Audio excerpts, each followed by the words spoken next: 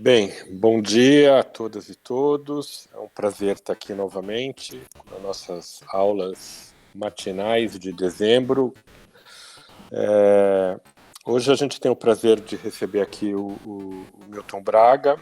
Eu vou fazer a apresentação, mas dizer que, viu, Milton, desde quando a gente estava fazendo as reuniões preparatórias e discutindo essa disciplina no Propar, na URGS, a gente tinha já incorporado o teu nome como uma sugestão, muito em função também, além do teu trabalho, muito em função do doutorado, que inclusive consta da bibliografia mínima aqui do nosso curso. Então, é um prazer receber aqui o Milton. O Milton, ele é arquiteto, formado na USP em 86, mestre e doutor também pela mesma instituição, professor também da FAUSP desde 2002. Eu tenho o prazer de compartilhar com ele a docência lá na escola. A gente ingressou juntos, né, Milton? E o Milton tem um trabalho que é muito reconhecido, é um trabalho, desde sempre, ele mantém o escritório MMBB. O MMBB, além de trabalhos próprios, tem um histórico muito bonito também de colaboração e um trabalho de coparticipação com o Paulo Mendes da Rocha durante um longo tempo. E a ideia, ao convidar o Milton, era ele compartilhar um pouco dessas inquietações que ele discorre no doutorado, e mais do que no doutorado, ao longo da sua trajetória profissional. Então, Milton, sinta-se à vontade aqui e estamos todos ouvidos. Maravilha. Bom, muito bom dia oficialmente a todos. Agradecer, obviamente, o privilégio de poder conversar com vocês. Quero ficar um pouquinho além da... Bom, já está programado, né, que a gente converse um pouquinho.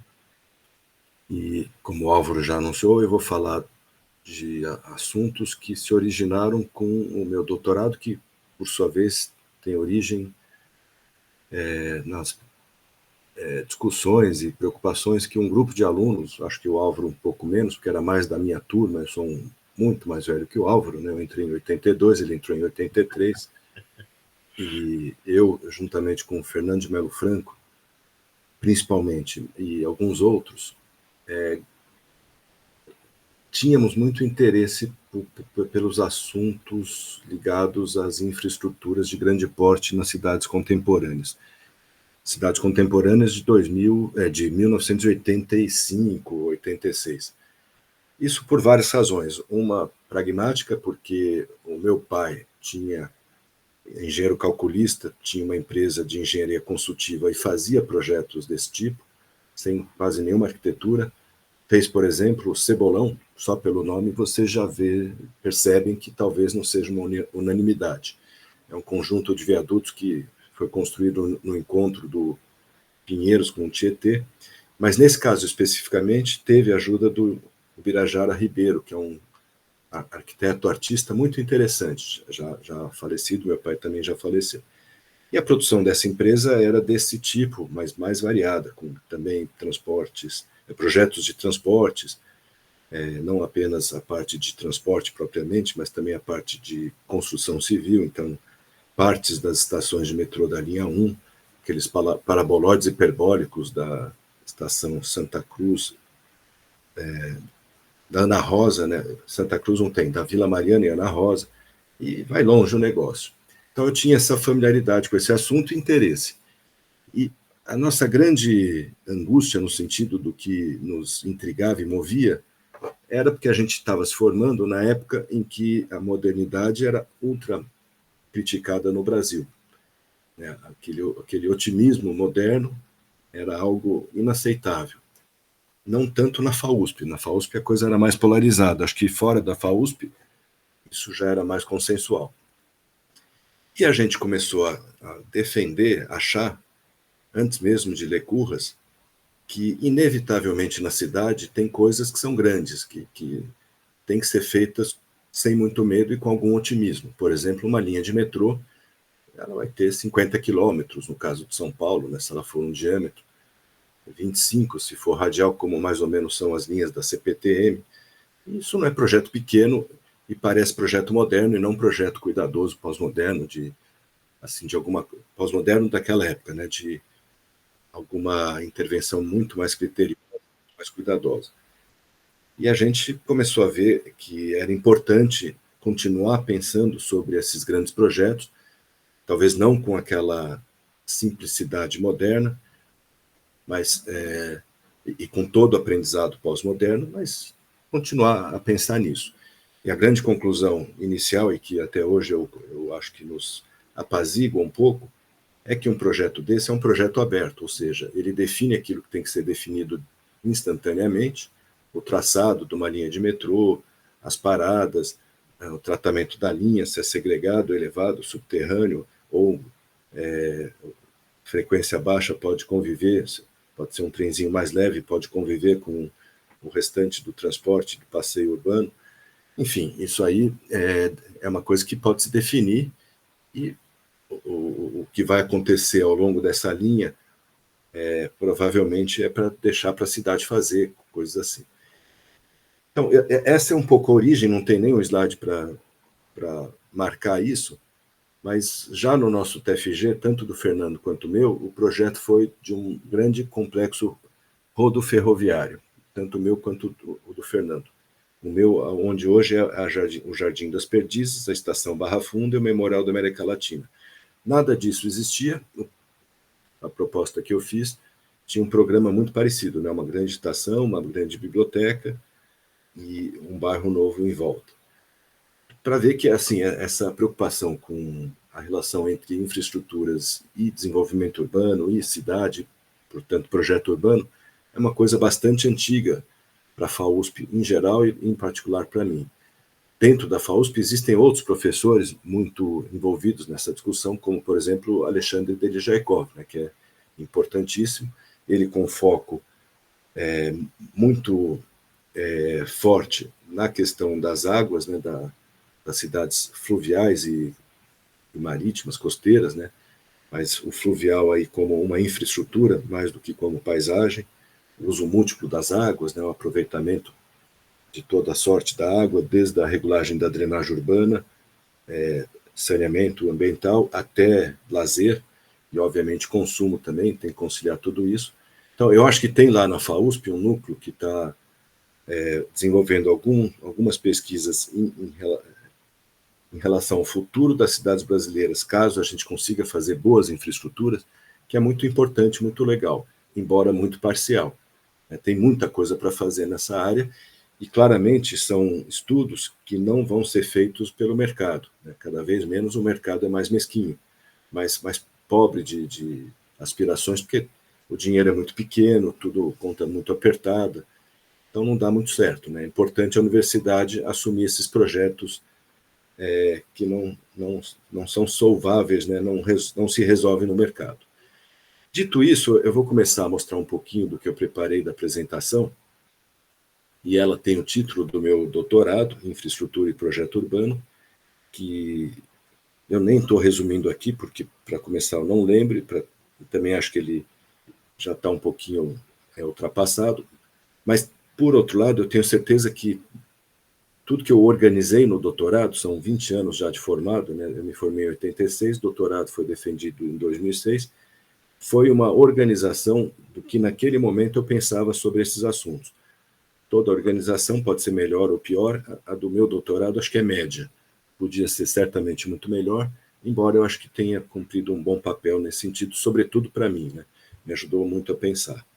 E o que eu vou mostrar é principalmente alguns projetos de infraestrutura urbana, obviamente boa parte não construída, boa parte, uma pequena parte da infraestrutura urbana que é mais diretamente associada à arquitetura, como estações e paradas, mas que são projetos que aplicaram, ou essa ideia de aplicação em arquitetura não faz muito sentido, mas que tiveram como visão, né, como partido, no sentido da Sofia da Silva Telles, como ela entende partido, de uma visão de um arquiteto, que é muito pautada, muito construída com essa preocupação que começou lá atrás na graduação e continua até hoje. Antes de passar os projetos, gosto sempre de pôr Brasília, é o tema do meu mestrado, o concurso, não a cidade construída, mas eu gosto de pôr para dizer que tudo isso que eu falei também se justifica, na minha opinião, porque a agenda moderna brasileira, que era a de construção de um país ainda, né, não de reformas urbanas, pequenas correções urbanas, mas de organização de um país inteiro, continua valendo. Talvez até mais urgente agora do que era na época em que se decidiu construir Brasília. Não vou entrar no mérito aqui se foi uma boa ou má medida. Vocês sabem, né, havia duas alternativas. Uma era fazer uma cidade simbólica, que prosperou, uma nova capital, e a outra era fazer uma rede de cidades e infraestruturas no interior do Brasil, nos moldes do projeto que se desenvolveu lá para o Tennessee Valley. Provavelmente, num país sério, a segunda opção teria sido melhor, uma opção muito mais técnica. Mas no Brasil, um país tão ainda instável, né, para dizer o mínimo, talvez o valor simbólico, quando conquistado, que eu acho que foi aqui no caso de Brasília, dada a qualidade das pessoas envolvidas, é algo que tem um poder muito grande. Eu acho que Brasília, na minha opinião, é um grande sucesso. Mas a pauta continua. Por exemplo, São Paulo, mas poderia ser qualquer cidade. É uma cidade que até o final do século XIX ainda era uma pequena cidade, nunca foi uma capital importante.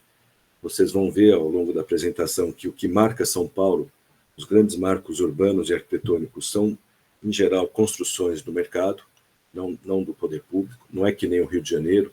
Acho incrível ir para Madrid e ver aquela a suntuosidade dos palácios, né? Uma capital federal há muitos anos, Paris. Rio de Janeiro é um pouco assim, Buenos Aires é incrível, São Paulo é muito pobre perto disso. Rio Grande do Sul, Porto Alegre, Santa Catarina, Florianópolis, todos os estados e capitais brasileiras, com exceção talvez de Salvador, Brasília e Rio de Janeiro, têm essa mesma condição. São cidades que, por um país de estado não muito capaz, estão sendo feitas pelo privado, inclusive obras de grande porte, né? Mas menos a obra as infraestruturas e mais os grandes edifícios. Nós precisamos lidar com isso, né? São Paulo não tem, então, grandes obras públicas. Talvez a chance que a gente tenha de fazer grandes obras públicas seja através da construção das grandes infraestruturas. Isso também se dá com o crescimento descontrolado das cidades brasileiras. A China está crescendo a taxas, as cidades chinesas, até muito maiores do que cresceram as cidades sul-americanas, latino-americanas. Mas, sei lá, um Estado forte, um Estado centralizador, um Estado não democrático, talvez tenha mais condição de controlar esses processos. Talvez tenha mais dinheiro lá também. Nós fizemos essa urbanização vertiginosa de modo muito desastrado. Eu até ponho aqui essa comparação. Em 1900, uma cidadezinha quase de interior. Em 2000, uma metrópole de 18 milhões. Construímos 35 Brasílias no século XX em São Paulo. 35 Brasílias no tamanho do plano piloto original de 500 habitantes. E não paramos, né? De 2000 a 2025 já são mais 3 milhões, né? 18 para 21, já são mais 6 Brasílias. Estamos agora diminuindo o crescimento. Isso eu acho que é uma boa notícia. Isso é geral no Brasil. E acho, ao mesmo tempo, que esses grandes projetos já são mais pacificados, ou seja, consensuais. Vou falar de cara uma coisa que eu adoro e que é do Alexandre Derijakov. Mas, discutindo infraestrutura, o Alexandre diz: a mais importante infraestrutura a ser transformada é a infraestrutura das mentalidades, a cultura urbana. E eu acho que é a primeira e a mais estratégica, né? E quando eu falei que aqui em São Paulo algumas obras de grande porte infraestruturais já são consensuais, é um pouco nesse sentido. Já introjetamos que temos que fazer metrô, já introjetamos que temos que fazer habitação social, aí não é bem infraestrutura, mas é quase como se fosse, né? Porque é numa escala que é infraestrutural, e aí assim vai. Em São Paulo, você sabe, né, tem um centro bastante moderno, prédios isolados, prédios de arquitetura moderna, Acho, inclusive, que isso é um patrimônio cultural a ser preservado. Agora a gente está começando a retrofitar uma série desses prédios. Temos que tomar cuidado para não descaracterizar a arquitetura da metade do século XX, mas não é a paisagem típica de São Paulo. O típico de São Paulo, como de qualquer cidade brasileira, é essa que nós estamos vendo aqui, uma coisa muito descompassada, né, descontínua, com muita vulnerabilidade, um pouquinho mais de formalidade ou de consistência ou de consolidação, mas em geral muito mais mal feita, como esses predinhos que a gente vê ali que já são habitação social, junto aqui da favela de Paraisópolis. E isso não é uma exceção, isso é a regra. Talvez aqui um pouquinho mais vulnerável do que a média da periferia paulista. Aqui a gente vê aquela famosa situação, isso é uma foto minha, mas tem a famosa foto do Tuca Andrade, ou Tuca Vieira, né? Tuca Vieira.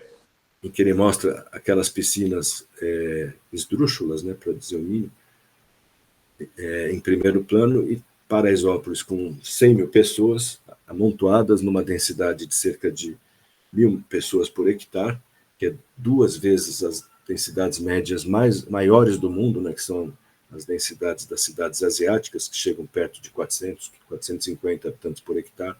Quer dizer, isso aqui está completamente fora de qualquer, digamos, senso comum, destilado pela história do urbanismo. Nós temos que diminuir a densidade de Paraisópolis, aumentar a presença do público, e talvez isso se faça, sobretudo, pela construção do espaço público. Era isso que eu mais queria destacar nessa foto, como uma missão do arquiteto urbanista contemporâneo no Brasil.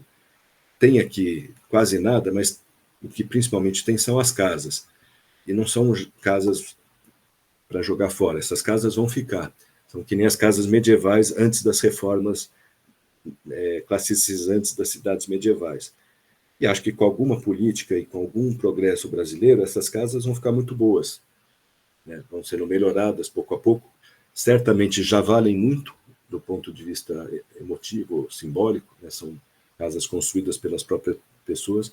Acho que esse não é o maior problema. O maior problema é o que está entre as casas, que é nada, né? Falta tudo. Não tem asfalto, não tem sarjeta, não tem coleta de esgoto, não tem drenagem urbana, mal e mal tem iluminação pública e distribuição de água e energia elétrica, em geral toda ela informal, controlada pelo crime, ou seja, uma baita de uma bagunça no que seria a infraestrutura pública e o espaço público. Está lá no meu doutorado, não vai aparecer aqui em lugar nenhum, então eu vou falar agora.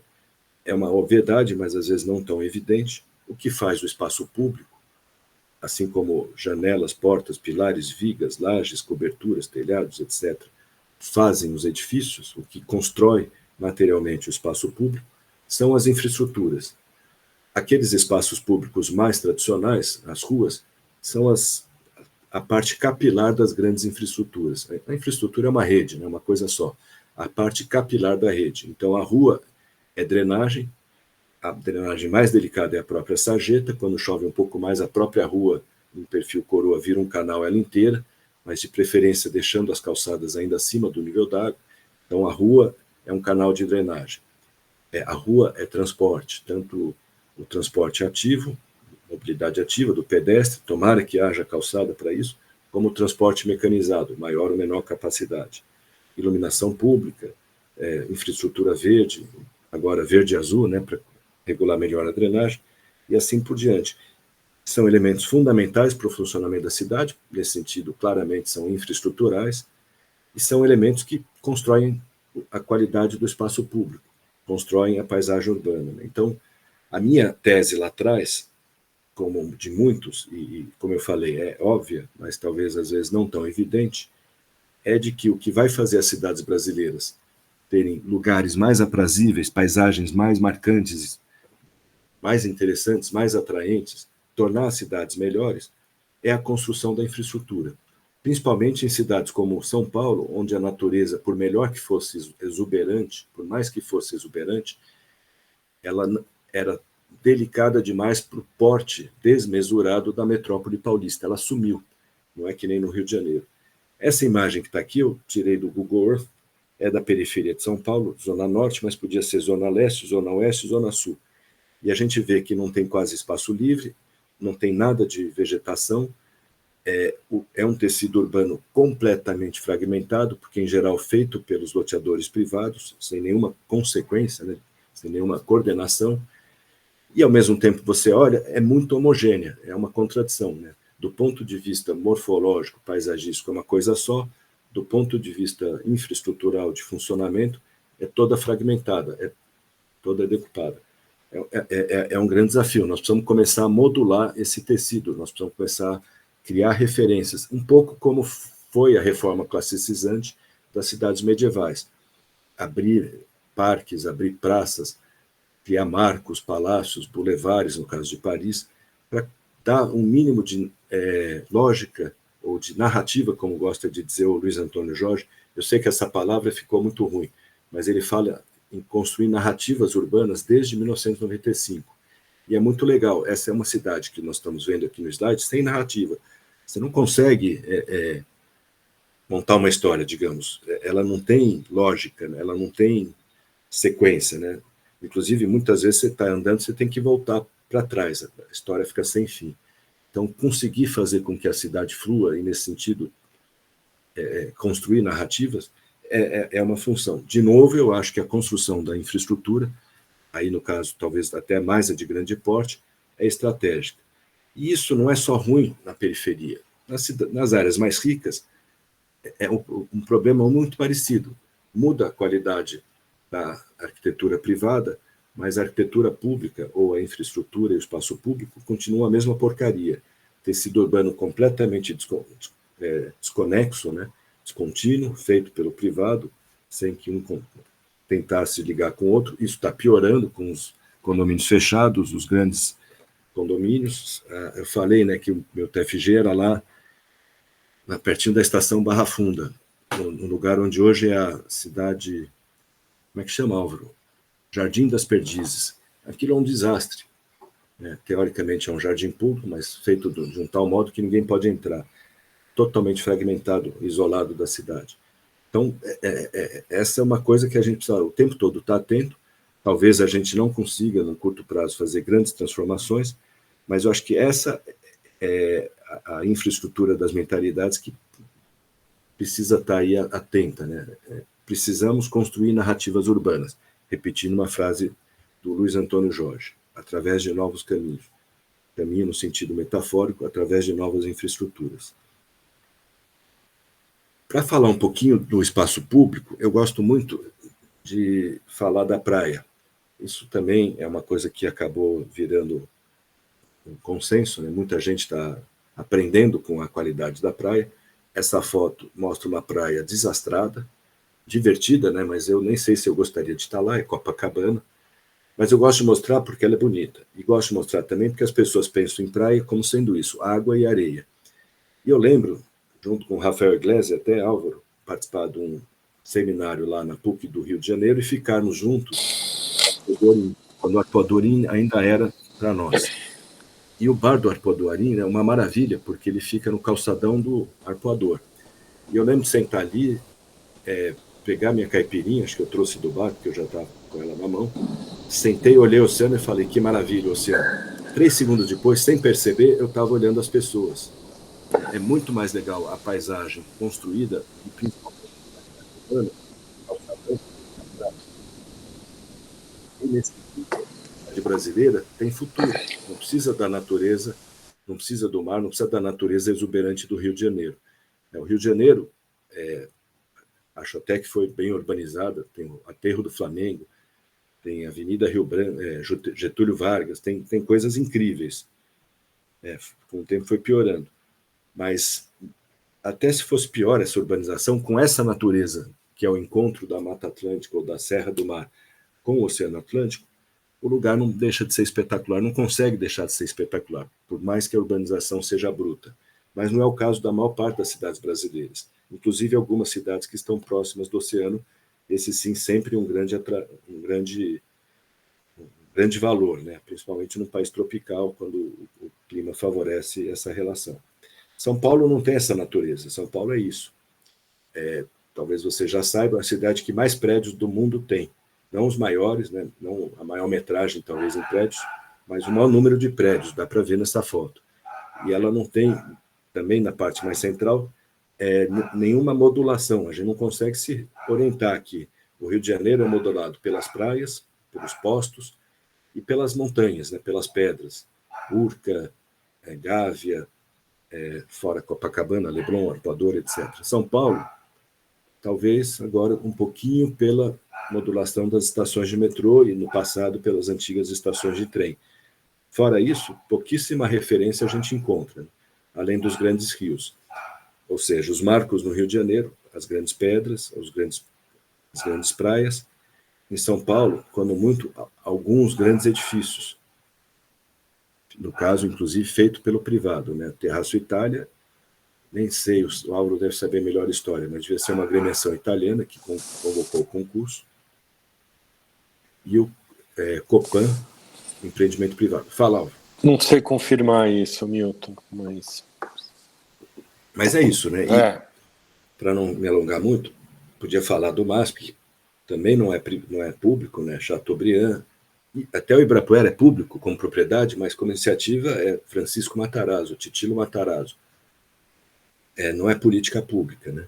E isso aqui é muito marcante, principalmente para quem conhece arquitetura e urbanismo. Lá longe, Osasco, falando sempre da metrópole, pode ser até dentro do município.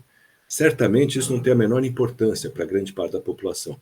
Hoje o que tem importância como ícone de São Paulo é a Avenida Paulista, que é muito marcante. Talvez, nesse momento, o Rio Pinheiros, por causa da ciclovia e do parque fluvial que está sendo implantado, que é uma maravilha, que inclusive se parece com o parque que foi implantado ao longo do Guaíba, né? Que é uma revolução. Eu conheci Porto Alegre antes, depois, acho que ainda tem muita coisa para fazer, mas é uma transformação brutal. Vi a cara ali do Mafuso, acho que ele talvez não concorde, mas depois a gente fala sobre isso. Mas potencializar essas grandes geografias é super importante. Eu gosto, inclusive, de dizer que a geografia urbana ela é construída, mas, obviamente, apoiada numa geografia natural. Tese do Fernando de Melo Franco.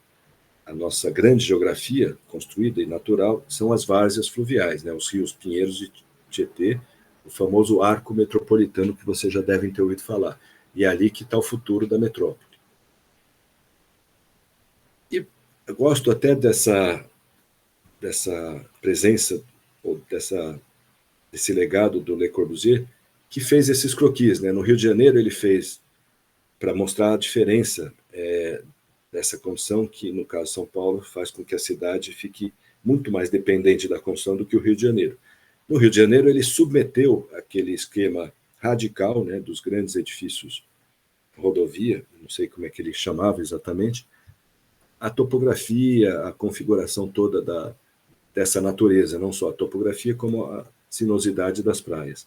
Em São Paulo, ele fez totalmente construído para destacar um pouquinho o Mar de Morros, que é o que talvez ainda se perceba da natureza de São Paulo. Raramente em São Paulo a gente encontra um eixo, né? Isso aqui é São João e é lindo porque é um eixo arrematado pelo atual Farol Santander, antigo Banespa, um pequenininho urbanismo parisiense, né, haussmanniano, de um boulevard arrematado por um monumento. E é importante, eu acho que é importante isso. Então, uma cidade que foi construída pelo privado, nem alinhamentos mais significativos consegue, né? Porque aqui o que garante essa beleza do eixo não é nem tanto o edifício, é o alinhamento, né? Os nossos traçados são muito ruins. Acho bacana isso também. O principal da infraestrutura não é a materialidade dela, mas é a geometria dela, o traçado, né? A Rua Direita, até hoje, está lá. E ela tem esse nome porque ela era a única rua reta daquele centro mal feito da Vila de São Paulo, que ia de ponto a ponto. E ela nunca mais vai sair de lá. Se transformou radicalmente. Mas no futuro, eu acho que o que vai fazer a diferença são as grandes infraestruturas, e essa imagem aqui já melhora muito mais. Alguém poderia dizer, por causa dos jardins, que é um pulmão verde para a cidade, é uma grande discussão, vai ficar, e eu acho que a gente tem que potencializar essa versão dele. O Clube Pinheiros também é um vazio, tal, então a paisagem é um pouco mais variada, mas o que eu acho que faz grande diferença aqui é a presença dessa água, que é cada vez mais limpa e cada vez mais um lugadouro público, um lugar de pessoas e não só de carros, né? Então, transformar os rios, eu acho que é o nosso primeiro consenso, Álvaro. Não é, você concorda, né? Não preciso, isso é consenso. Nossa primeira infraestrutura da mentalidade que está pronta para levar isso adiante. Bom, o Fernando de Melo Franco, como vocês sabem, conhece muito mais do que eu sobre tudo isso, do futuro de São Paulo. A minha visão talvez seja uma visão mais arquitetônica de tudo isso. A dele é uma visão mais de planejamento mesmo, de gestão, de economia urbana. Mas ele apontou uma coisa muito interessante. Nós estamos construindo esses 3 anéis, o hidroanel metropolitano, espero que um dia se faça, ele já funciona como 2 arcos. Daqui de Traição, né? Primeiro usina elevatória, até os Saltos, e logo depois da barragem da Penha até Saltos. Então tem um grande arco aqui, um grande arco aqui. Quase que esse do hidroanel, 1/3 é navegável, é muito usado já para limpeza do rio e para alguma coisa de apoio à obra urbana, de infraestrutura. Mas não é ainda usado como poderia ser como hidrovia de carga urbana, como é, por exemplo, usado o Sena. Vai ser completado, talvez um dia. Isso aqui é o Rodoanel, que está quase pronto. As obras do setor norte aqui, tracejadas, já se adiantaram muito em relação a quando foi feito esse mapa, que é de 2007, alguma coisa assim. E tem o ferroanel que está sendo construído. Isso é fundamental para tirar o trânsito nacional que passa por dentro de São Paulo. Acho que em Curitiba ocorre algo parecido, a BR-116 passa por dentro da cidade, são as marginais Tietê. Agora não mais, vão ser o Rodoanel Norte. Isso é ótimo. Mas o mais interessante disso é que essa nova geografia construída altera um pouco a relação entre centro e periferia numa cidade tão grande. Obviamente, uma metrópole não tem um centro só, tem talvez 1, 2 centros simbólicos. São Paulo, centro histórico de São Paulo, talvez a Penha, Santo Amaro, Freguesia do Ó, antigas vilas, né, que foram conurbadas, Santo André. Mas ela tem necessariamente outros centros, né, não dá para viver sozinha. E no cruzamento das grandes rodovias com os grandes anéis, sobretudo quando eles coincidem, hidroanel, rodoanel e ferroanel, surgem centralidades potentíssimas, né, que podem ser irradiadoras de urbanismo de muita qualidade e de uso misto, não apenas para produção, para logística. Obviamente, a origem de tudo isso, o DNA, é logística, mas pode ser tudo, né? E aí, uma coisa que eu tenho repetido sempre, vou aproveitar para falar agora, eu acho que o desafio do arquiteto urbanista contemporâneo é conseguir conciliar a escala da logística, que é uma escala nacional ou internacional, muito mais até do que metropolitana, com a escala local, ou seja, da família que está lá com o cachorrinho, com sua criança empurrando o carrinho num lugar aprazível, do lado de sistemas que estão promovendo essas coisas todas. Porque os trabalhadores deverão cada vez mais, imagino, morar junto dos empregos. E, portanto, é preciso domesticar, no sentido do Lúcio Costa, essas grandes infraestruturas e proteger esses espaços da vida local da interferência dessas grandes infraestruturas. Isso é um pouco a minha tese de doutorado, também vai aparecer melhor mais para frente. E, no caso de São Paulo, inclusive, essas novas centralidades têm grande potencial, não apenas pela geografia construída, dos anéis e da acessibilidade, mas também pela geografia natural, porque coincidem com a mata maravilhosa da Serra da Cantareira, uma das maiores florestas urbanas, e coincidem com as represas aqui no sul, onde a gente tem que conseguir implantar o uso múltiplo das águas, ou seja, fazer tudo aquilo que uma água desse porte deveria fazer, que é lazer, regular drenagem, adução, né, abastecimento, e eventualmente até geração de energia, porque vocês sabem que a usina de Henry Borden, que fica lá embaixo, até hoje, ela é uma espécie de gerador das principais instalações da metrópole. Hospital das Clínicas, Palácio do Governador, tudo isso está ligado diretamente com a Henry Borden. Se falha todo o sistema, ela está lá funcionando para abastecer essas coisas estratégicas que não podem parar nunca. Já ouvi isso. Talvez até não esteja mais tanto assim, mas poderia e deveria talvez ser assim, né? Aproveitar tudo. Agora, a gente tem feito infraestruturas muito ruins, né? Nós estragamos o Parque Dom Pedro. Então, no mínimo, a gente tem um aprendizado com um legado desastroso, com um passado desastrado, com uma experiência desastrada. Saber o que não fazer já é uma grande coisa. O Paulo Mendes, não sei se o Álvaro lembra, começava toda a sua aula dizendo assim, a primeira coisa que o arquiteto tem que fazer é evitar o desastre. Não se deixar levar por uma vaidade emburrecedora e tentar fazer uma coisa genial que, no fundo, é um grande desastre. Não é o caso aqui. Aqui é simplesmente a ausência de um raciocínio urbano e arquitetônico. É pura engenharia da pior espécie. E a boa engenharia, a boa arquitetura é que faz a cidade.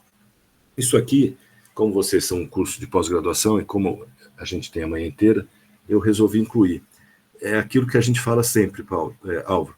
Lá na FAO, a gente ensina a arquitetura junto com a cidade, falando de tudo que tem que falar em três tríades, ou ênfases, que são habitação, equipamento e infraestrutura. Essa foto é maravilhosa, né, Álvaro? Devia ter dado um tempinho para ela. Lindo. Mas por que você não vai dar um tempo? Não, é só para marcar que nós estamos falando da FAUSP. Ah. Isso aqui é uma verdadeira infraestrutura, né, no sentido de que começam a acontecer coisas totalmente imprevisíveis, imprevistas pelo arquiteto.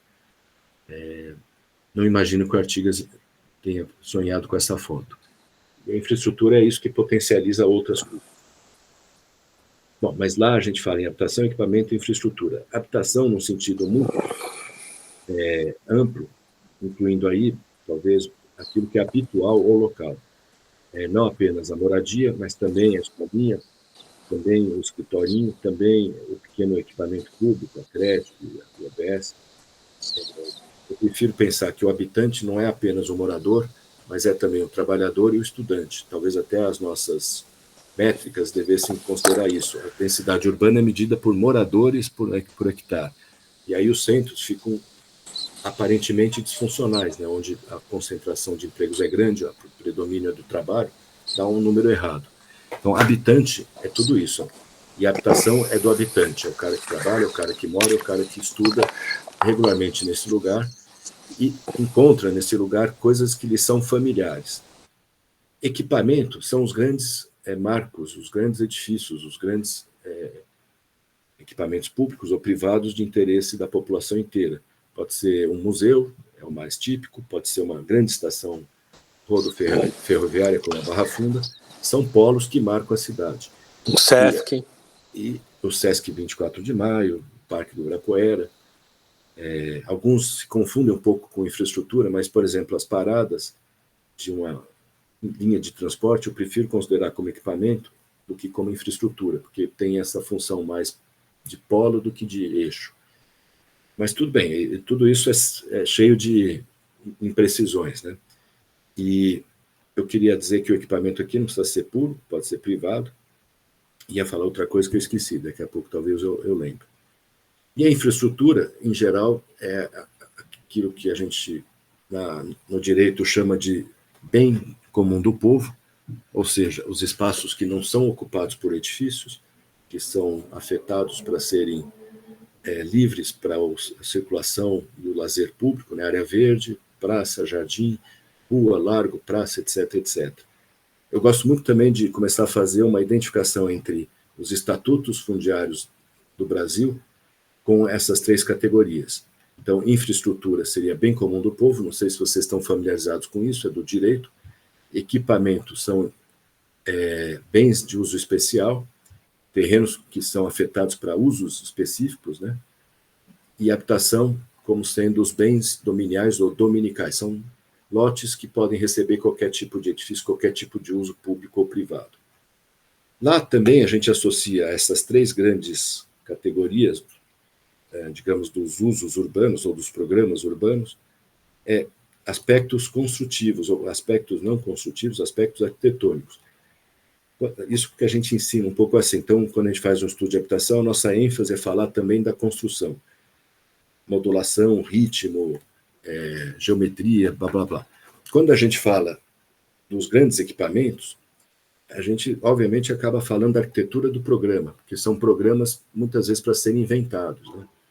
E isso é muito legal, não preciso me estender muito por aqui, tem um mar de assuntos aqui.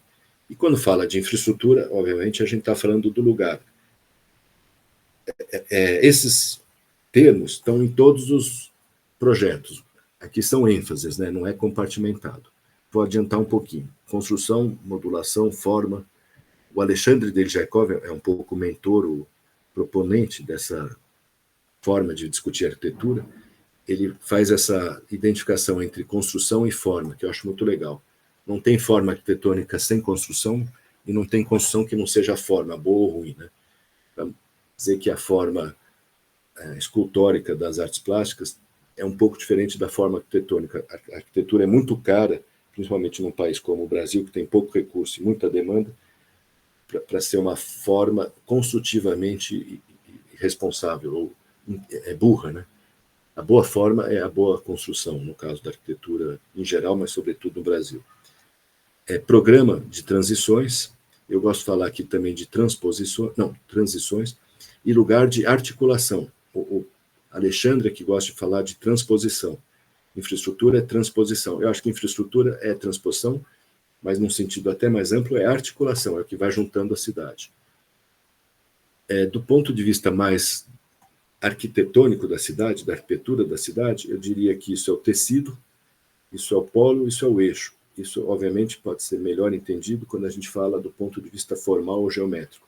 Tecido é plano, polo é ponto, eixo é linha, plano é fundo, ponto é figura, linha é figura. Aqui tem essa imperfeição das tríades, porque ponto e linha são figuras. Porque eu estou indo lá para a forma como o Nolli olhou a cidade, que para mim me ajudou muito sempre a pensar a cidade, pensando a relação de fundo e figura. E o Nolli falava, na cidade tradicional, quer dizer, o Nolli nem falava, o Nolli apontou, na cidade medieval, na cidade histórica, a figura é o traçado, a figura é o vazio e o fundo é o construído. Os equipamentos importantes, as igrejas, os palácios, muitas vezes têm até a planta interna desenhada e eles, em geral, estão destacados do maciço construído, são edifícios autônomos, e, nesse sentido, são polos, são figuras também. Acho que bate bastante bem com aquela lógica lá que eu estava apontando. Que, como apontou o Colin Rowe, é subvertida essa relação de fundo e figura, ou é invertida, né? Vamos não dar uma palavra ruim, na urbanística moderna, que transformou os edifícios em figuras num fundo que era feito de supervias e pequenos caminhos super especializados, mas, sobretudo, um grande parque urbano, um grande jardim urbano, né? O tal do urbano, morar no mundo rural, morar no mundo natural. Isso eu acho que foi bastante ruim, porque acabou internalizando a vida urbana e entre edifícios virou um mato. No fundo é isso, né? Ou um parque de estacionamentos, como na periferia europeia. Acho que o grande problema da modernidade não é o edifício moderno, e sim a urbanística moderna. Isso está lá no meu livro sobre Brasília, né, no mestrado sobre Brasília, e acho que foi uma tremenda lição estudar essas 7 propostas premiadas e ver toda essa limitação daquele ideário, né, que certamente não ia dar certo. E acho que a Brasília de Urso Costa sofre muito por esse paradigma. É a cidade mais rica em área livre e talvez uma das mais pobres em espaço público. Porque para ter espaço público, a primeira coisa que a gente precisa é público. Quando a relação espaço público-área livre é infeliz, é muita área para pouco público, a gente tem uma pobreza de espaço público. Lisboa, que é o oposto de Brasília, é uma cidade que quase não tem área livre, e nesse sentido, Paraisópolis, acho que é melhor que Brasília também, em termos de espaço público. Quando tem um alargamento, quando tem um campo de futebol, aquilo vira uma praça super viva, um lugar onde as pessoas se encontram, as pessoas começam a ir para a rua porque conseguem se encontrar. Quem sai para a rua em Brasília, a não ser nas ruazinhas, né, que viraram os lugares urbanos de Brasília, as ruas entre quadras. Eu estava até ouvindo agora recentemente as notícias sobre as tentativas, a tentativa de assassinato do Alexandre de Moraes, o cara que, na hora de desistir, não quer levar a moto e não consegue um táxi, tem que sair andando por Brasília, passar 1h30 andando, provavelmente sozinho, numa calçada. Suspeitíssimo. Não sei, eu não vi a descrição exatamente, mas andar a pé em Brasília é um pouco suspeito, né? Porque você não tem animação, não é nem uma questão das distâncias. Brasília é relativamente densa, Brasília do Sul Costa, principalmente se o plano piloto chegasse aos 700 mil habitantes, que era o previsto pelo projeto dele. Hoje deve estar perto dos 400, né? Ainda tem muita gente que poderia caber lá. Mesmo assim é denso, né? A densidade é acima de 200, perto de, mais do que Paris. São Paulo, não sei se você sabe, a média da metrópole é 70, a média do município é 90. Talvez agora tenha aumentado um pouquinho, está aumentando, 100. A gente pode dobrar para chegar a ser uma Paris, não sei Porto Alegre. E a cidade brasileira, eu acabo às vezes me perdendo, digredindo, voltando ao raciocínio aqui do Fundo e Figura, é uma cidade desastrada. Ela tem edifícios modernos que acabam sendo figuras lá, como na proposta modernista de cidade, mas tem quarteirões com edifícios mais antigos, né? E aí a gente consegue ver como figura os logradouros públicos. E o resultado disso é uma indefinição entre o que é público e privado. Eu esqueci de falar, ou falei, mas vou repetir, em geral, a figura, o traçado é o público e o fundo, o construído, é o privado. Então, na cidade tradicional, é muito clara a relação entre público e privado. Na cidade moderna, era clara também, mas era infeliz, né? E, não, era meio confusa que a vida urbana virou privada, de certo modo, que era dentro do edifício. Podia ser até edifício público, mas muitas vezes era controlado. O cidadão eventualmente suspeito não ia entrar livremente, como entra numa praça, como entra num parque. A Sofia fala uma coisa muito interessante, Sofia da Silva Teles, que em arquitetura e urbanismo, público e privado é uma questão de valor, não de propriedade. Onde todo mundo pode entrar é público, onde alguns podem entrar é privado. E, portanto, lá na cidade moderna, os edifícios que concentraram a vida urbana, teoricamente públicos, eram privados, né? E o parque público, que não tinha animação nenhuma, não tinha público, nesse sentido não era público, mas era público porque era acesso universal. Enfim, uma bagunça, e a cidade brasileira sofre disso. A primeira coisa que eu acho que a gente tem que fazer é melhorar a legibilidade da cidade brasileira, melhorar, inclusive, a legibilidade das fronteiras entre público e privado. Não sei se você sabe, a Zac-Vigoche experimentou, até por proposta do Porto Park, entre outros, abrir um pouco as quadras parisienses, fazer pequenas passagens, ter esses interstícios híbridos que são privados, mas de uso público, ou públicos, mais escondidos, e eles foram todos fechados. Começaram a ser lugares de crime, lugares de abandono, lugares de urina, sabe? Viraram banheiros públicos, banheiros improvisados. As pessoas começaram a urinar, acúmulo de lixo. Aquilo que é meio indefinido na cidade, não é território de ninguém, não é escala ou domínio de ninguém, é o grande problema, né? E a infraestrutura, acho que pode ajudar a organizar tudo isso, mas não é o que a gente tem conseguido fazer, né? Aqui o que a gente fez só complicou. Aquilo que era um largo, que podia ser um polo tal, acabou sendo completamente estragado, desvalorizado por esse viaduto. Felizmente, há um certo consenso que ele deve ser retirado. Mas poderia ajudar, né? Isso aqui eu acho uma maravilha. É uma das coisas mais lindas do mundo. A cidade proibida em Pequim, com uma infraestrutura originalmente de proteção, um fosso, né, com água, um canal artificial, que isola claramente a cidade proibida do restante da cidade. E eu imagino que esses jardins hoje, ao longo dessa água, talvez sejam mais bonitos do que os jardins juntos existentes nos rios naturais. E acho que fica muito clara a leitura, que é numa escala muito maior do que aquela escala local que eu estava preocupado, mas na grande escala isso vale também. Essa é a cidade especial, simbólica, o resto está lá fora. E o que desenha isso não é a qualidade de cada palácio, é a grande infraestrutura urbana. Eu vou começar agora uma série de projetos. A parte mais teórica acabou. Chega de blá, blá, blá. O Bairro Novo, 2004, a gente fez, por coincidência, pensando muito nisso. Aqui é onde se construiu a Cidade das Perdizes. Era para reurbanizar essa área e a gente pensou, vamos fazer um polo marcado por uma infraestrutura. Uma praça d'água quadrada, com toda a drenagem urbana migrando para isso. Essa água, num primeiro momento, completamente controlada, ou seja, não ligada à hidrografia poluída de São Paulo, né, não está ligada aos afluentes do rio Tietê, água permanente por exposição do lençol freático, a raia urbana, a raia olímpica da Universidade de São Paulo, é só lençol freático, por isso que ela é limpinha, por isso que as pessoas conseguem remar. Originalmente ela era alimentada pelo Jaguaré e pelo Pirajussara, 2 rios que estão nas cabeceiras dela.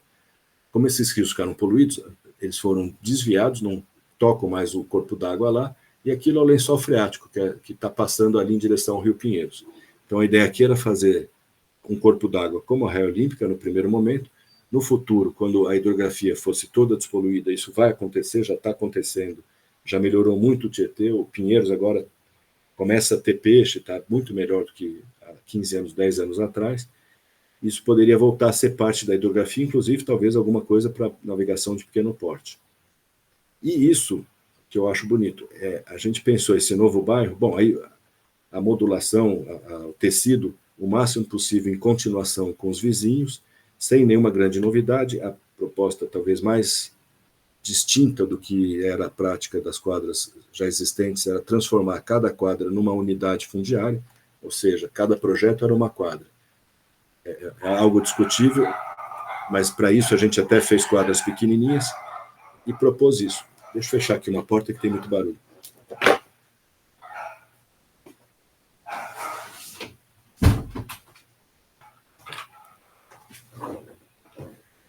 E o que eu acho bonito é pensar esses novos lugares da cidade não como oásis, ou enclaves, ou coisas que acabam em si mesmas, começam e terminam em si mesmas, mas em campos polarizados por uma infraestrutura.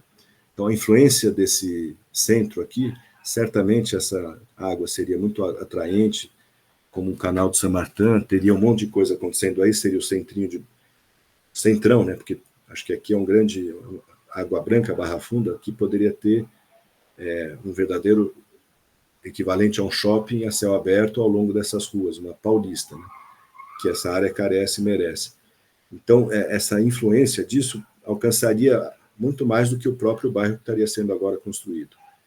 E a gente imaginava que essa infraestrutura, pouco a pouco, com essa qualidade, faltou uma imagem, fosse construindo com outras infraestruturas, marcas no tecido urbano, criando bairros, né? O bairro é marcado por uma grande infraestrutura, tem a identidade, a imagem, a figura dele marcada por isso, como no Rio de Janeiro as praias marcam, né? O Leblon, Copacabana, Leme. Nós não temos essa praia, nós vamos construir essa praia, num sentido muito metafórico. Tomara, né? E aí, mudando um pouco de escala, uma coisa que tem muita similaridade do ponto de vista de modulação do tecido, que é o projeto de uma série de paradas ou estações de uma linha de transporte. Em 2017, 2018, a gente foi contratado pela BYD, essa que fabrica carro, para fazer o projeto das paradas e ajudá-los no monotrilho de Salvador. Uma obra polêmica, e chegou a ser... As obras foram iniciadas, a gente fez projeto executivo, mas finalmente ficou tão caro que o governo, o Falcão, acho, agora, recentemente, cancelou esse contrato. Então não vai ter mais o monotrilho de Salvador, isso talvez seja bom, vai ter um trem de superfície no lugar dele. O monotrilho de Salvador seria construído numa área muito importante, entre a Baía de Todos os Santos e a cidade, né? Faltou aqui a palavra cidade. Substituindo isso que está aqui, que já é o traçado do monotrilho, mas hoje é o trem do subúrbio, estação calçada, trem do subúrbio, não sei se vocês conhecem. E essas paradas já existem, mas é um que inclusive já foi desativado, super precário, que precisava ser substituído. O problema é que essa substituição deveria ser de um sistema de média capacidade para alta capacidade, 10, 20 mil pessoas por sentido por hora. O metrô é 60 mil pessoas por sentido por hora. O monotrilho de São Paulo dizem que vai chegar a 40, talvez seja um exagero. Monotrilho, para valer, esses mais delicados, é para 10 mil pessoas, 15 mil pessoas por sentido por hora. Aqui era 10, 15 mil. Então era um monotrilho, acho que na escala certa, delicado, uma composição menorzinha, quase como se fosse um tramway, só que em vez de andar no chão, anda em cima, porque a frequência é alta, são 3 minutos, um trem a cada 3 minutos, 650 pessoas por trem, se vocês fizerem a conta, vai dar essa capacidade que eu falei. E isso no chão obrigaria, como estava no edital, se fosse um trem leve no chão, a segregar essa via. As pessoas não iam poder cruzar em qualquer lugar, porque já é um movimento muito alto. Aquele tramway do centro do Rio de Janeiro, não sei se vocês chamam bonde, como a gente chama em São Paulo, o trenzinho lá, ele é para 3 mil pessoas, 2 mil pessoas por sentido por hora. Ele deve estar transportando menos ainda, porque ele é turístico, né? Então ele consegue conviver com o tráfego geral. Não é o caso aqui.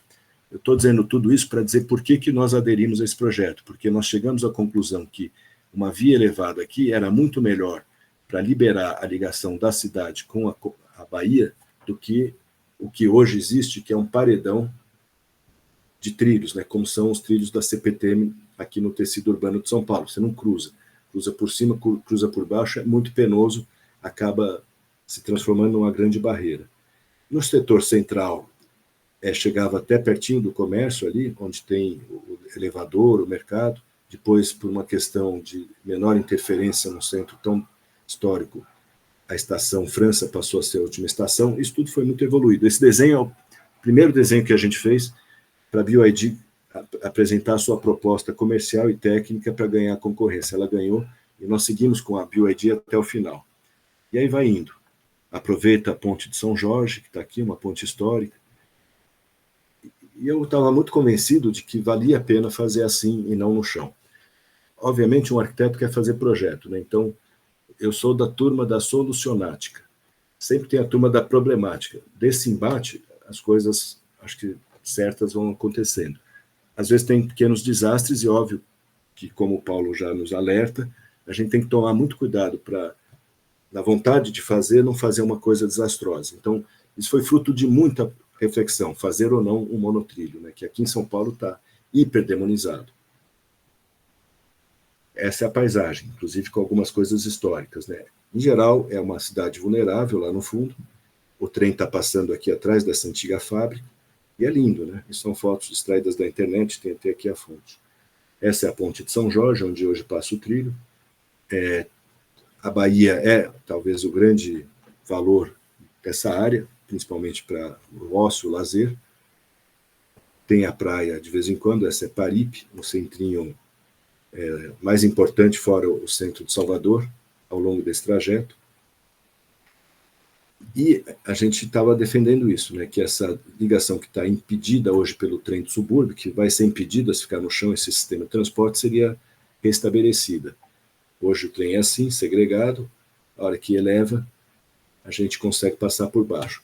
No monotrilho, quanto menor o pilar, melhor o monotrilho, porque a viga é muito delicada. Aqui em São Paulo, o que estraga, o que impacta a paisagem, são aqueles pilares imensos, altíssimos, né? Todo mundo acha que botando lá no alto é melhor porque você vê por baixo. Só que quanto mais alto o pilar que está em balanço, ele está engastado só embaixo, maior ele é. Então vira uma parede, né? Então a gente defendeu desde o início fazer a altura mínima, gabarito urbano. Então era nesse sentido que a gente ajudava também a concessionária. A gente fez a plataforma central, ela exige que o trilho abra onde tem as plataformas, mas dá uma estação mais compacta, porque ela seria implantada dentro da calha do antigo trem de subúrbio, a estação inteira, né? Está escrito aqui, mais curtinha, né? Então, nas estações, aliás, aqui é o corte da via, com o mínimo de distância entre os trens, e aqui é o corte da estação. Com 15,5 metros a gente fazia a estação e conseguia encaixar no antigo negócio do trem, no leito do trem. A vantagem dessa estação é que uma plataforma central permite a inversão de sentido com muito mais facilidade, sem ter que transpor a outra linha. A vantagem plataforma lateral é que a linha fica linda. Ela é uma reta só, ela não tem que abrir e fechar quando chega nas estações. Eu não vou me estender muito aqui, e basicamente o que a gente desenvolveu foi a parada padrão, que a gente queria a maior simplicidade possível, porque quanto mais simples, mais fácil compreender, são pessoas que às vezes são estrangeiros, visitantes, a pior coisa é aquelas estações que são labirínticas, né? Aqui podia ser pequenininho, isso era mais fácil. Muito conforto para o usuário, bastante sombreamento, e aqui volta a ser o negócio da modulação, um justo protagonismo urbano com o uso de tecnologias contemporâneas, ou seja, a gente queria que as estações fossem marcas no território. E aí a gente propôs fazer uma estação bem delicadinha, com uma treliça que à noite se acendia e que mesmo depois de parado o serviço do transporte, ficasse acesa para ir marcando assim, esses endereços ao longo da cidade.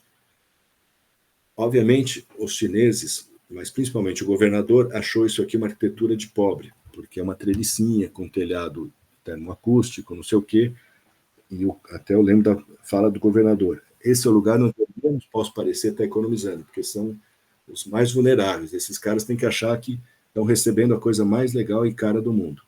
E aí a gente fez uma tensoestrutura. Isso não é a nossa... Eu gosto de mostrar o primeiro projeto, que eu acho muito mais bonito. O segundo, no fim, eu comecei a gostar dele porque foi legal. Fizemos até o executivo, essa estrutura, acho que ficou bacana. E é bastante inspirado, ou meio em paralelo com o pavilhão de Dubai. A gente estava com todo o domínio técnico sobre membranas. E ele também serviria um pouco como a lanterninha. Até eu fiz a ordem inversa, né? À noite ficaria acesa a membrana como um abajur, e de dia operaria aí. A gente fez ela o mais transparente possível, então o térreo é vazado, a gente podia fechar o térreo inteiro e fazer as pessoas passarem de um lado ou do outro da estação, mas a gente fez questão, porque ela é o foco, né, desse lugar, é o centro desse lugar, de deixar passar bem no meio das bilheterias aqui. Isso é uma tecnicalidade, falando Não, isso é importante, eu não vou falar das tecnicalidades. A gente botou alguns edifícios anexos para transformadores, vestiários de funcionários, coisas assim, atendendo sugestões da gestão pública, fizemos como jardins, que eu acho que não está mal. A primeira ideia era ser mais um container, quase como se fosse um equipamento industrial. E é uma arquitetura meio assim, muito em função da lógica estrutural e da eficiência dos fluxos, né? Essa escada tem que ser bastante grande, embora a plataforma pequenininha, então são 2 escadas, tem uma rolante, mais 2 fixas e um elevador. Mas fazer a escada com um desenho que seja um desenho mais escultórico, né, um pouquinho mais caprichado, não chega a ser uma helicoidal, mas vai girando. Enfim, são os elementos tradicionais da arquitetura que permitem dar mais impostação e graça para o edifício. Por isso que eu também considero que a parada talvez esteja mais para equipamento do que para infraestrutura, embora todo esse raciocínio que tem a ver com infraestrutura esteja aqui sendo pensado. Aqui são os desenhos do executivo, já em Revit. Eu gosto de mostrar isso principalmente para estudante da graduação, para mostrar que muitas vezes o edifício dentro da terra é maior do que o edifício em cima da terra. Né? E que quando a gente fala que a gente vai tirar o concreto e fazer tudo em madeira, é meia verdade, porque a parte de baixo seguirá sendo de concreto. Nós vamos ter que usar concreto o resto da vida. É o melhor material, provavelmente o mais eficiente em termos ambientais para se fazer fundações. Né? E a estrutura ficou super bonita, eu acho, só foi melhorando com esses encontros todos. Né? E os edifícios técnicos, às vezes adicional, as estações iam variando, tendo mais ou menos altura, mais ou menos andares, mais edifício técnico, menos edifício técnico, e tinha umas variantes. A passagem central, escada rolante, 2 linhas de bloqueios, isso não é bom, mas como é pouca gente, não é muito confuso, isso é um pouco confuso, a pessoa pode escolher por esse lado ou por aquele lado, isso está tudo bem. O que não está tudo bem, se ela entrar por esse lado e precisar do elevador, ela precisa sair e ir para o outro lado. Resolveríamos com a maior facilidade botando bloqueio em toda essa extensão, mas tirar essa passagem bem no foco nos parecia estragar tudo na última hora, né? Que a gente estava defendendo a transposição por baixo. Um andar técnico, na altura estrutural, e a plataforma. Tudo pré-fabricado, e a membrana lá em cima. Os arcos são perfeitamente circulares, mas ao se inclinarem, eles viram elipses, que é o perfil mais favorável para cobrir uma estação, né? Não subir muito a cobertura, proteger o mais possível aqui e envolver mais ou menos tudo isso. Bom, um pouco mais sobre cada uma das paradas, alguns conceitos. Então, são polos urbanos que serão renovados, já estavam lá, a cidade já se organizou um pouco assim. São centralidades locais com essa condição renovada e radiadoras do desenvolvimento socioeconômico. Mais ou menos, serão isso se vierem acompanhadas de políticas urbanas. A gente não tinha esse mandato, mas a gente falou muito sobre isso. Então, acho que o papel do arquiteto, às vezes, é também salvar um projeto. Adensar em torno das estações com uso misto, e isso porque a melhor política de transporte é diminuir a demanda. Então, se tem uso misto denso, muita gente pode começar a parar de usar o transporte para poder viver, né? Eu trabalho no mesmo bairro em que eu moro, eu como, consumo, saúde, educação, tudo aqui no bairro em que eu estou, né? Tomara que a cidade brasileira pudesse ser majoritariamente assim, sobretudo perto das estações do transporte público. Isso são os corredores de adensamento urbano de São Paulo, altamente criticados, porque está precisando equilibrar, mas está lá atrás, Jaime Lerner, em Curitiba, né, ao longo dos corredores de ônibus. Bom, uso plural do solo, acho que isso é um objetivo maior, né, que é a mistura das rendas para tornar a cidade mais colaborativa, mais democrática, mas, sobretudo, mais colaborativa, né? Obviamente, as diferenças ensinam mais do que destroem, constroem mais do que destroem, né? Diferença de renda, diferença de religião, diferença de cultura. É preciso controlar a gentrificação. Isso não se controla fazendo a cidade ruim para não se valorizar, mas se controla com políticas compensatórias, né, que nem cotas para as universidades, habitação social e, eventualmente, até mercado subsidiado para a população de baixa renda poder permanecer.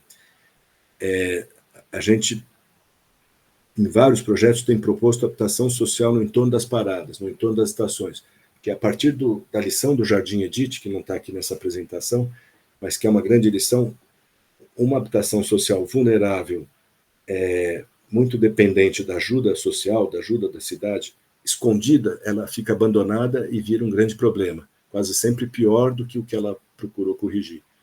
Uma habitação social sem recurso, dependendo da ajuda da cidade, no meio do caminho das pessoas, por exemplo, na esquina da Berrini, com a Roberto Marinho, na frente da sede da Globo, recebe a ajuda da cidade inteira. O Jardim Edith está decadente, mas muito menos do que se ele estivesse na periferia.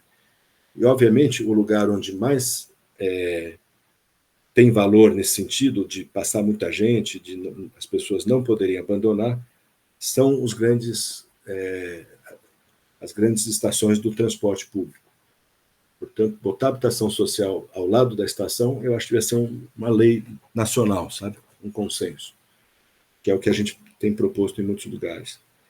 E, obviamente, também a educação é fundamental contra a gentrificação. Isso aqui são algumas frases que eu usei em apresentações para eles, né? Inclusive para o governo, dizendo assim, escuta, gente, e os caras falavam, calma, nós estamos pensando, mas não sei se estavam mesmo, né? Bom, na condição de polos, as estações são endereços, ou portas, ou foyers. Foyer é uma expressão do Luiz Antônio Jorge, meu colega, que falava disso das estações aqui de São Paulo, né? A gente tem que caprichar na estação, né? É o salão de chegada e de saída do bairro, foyer do bairro.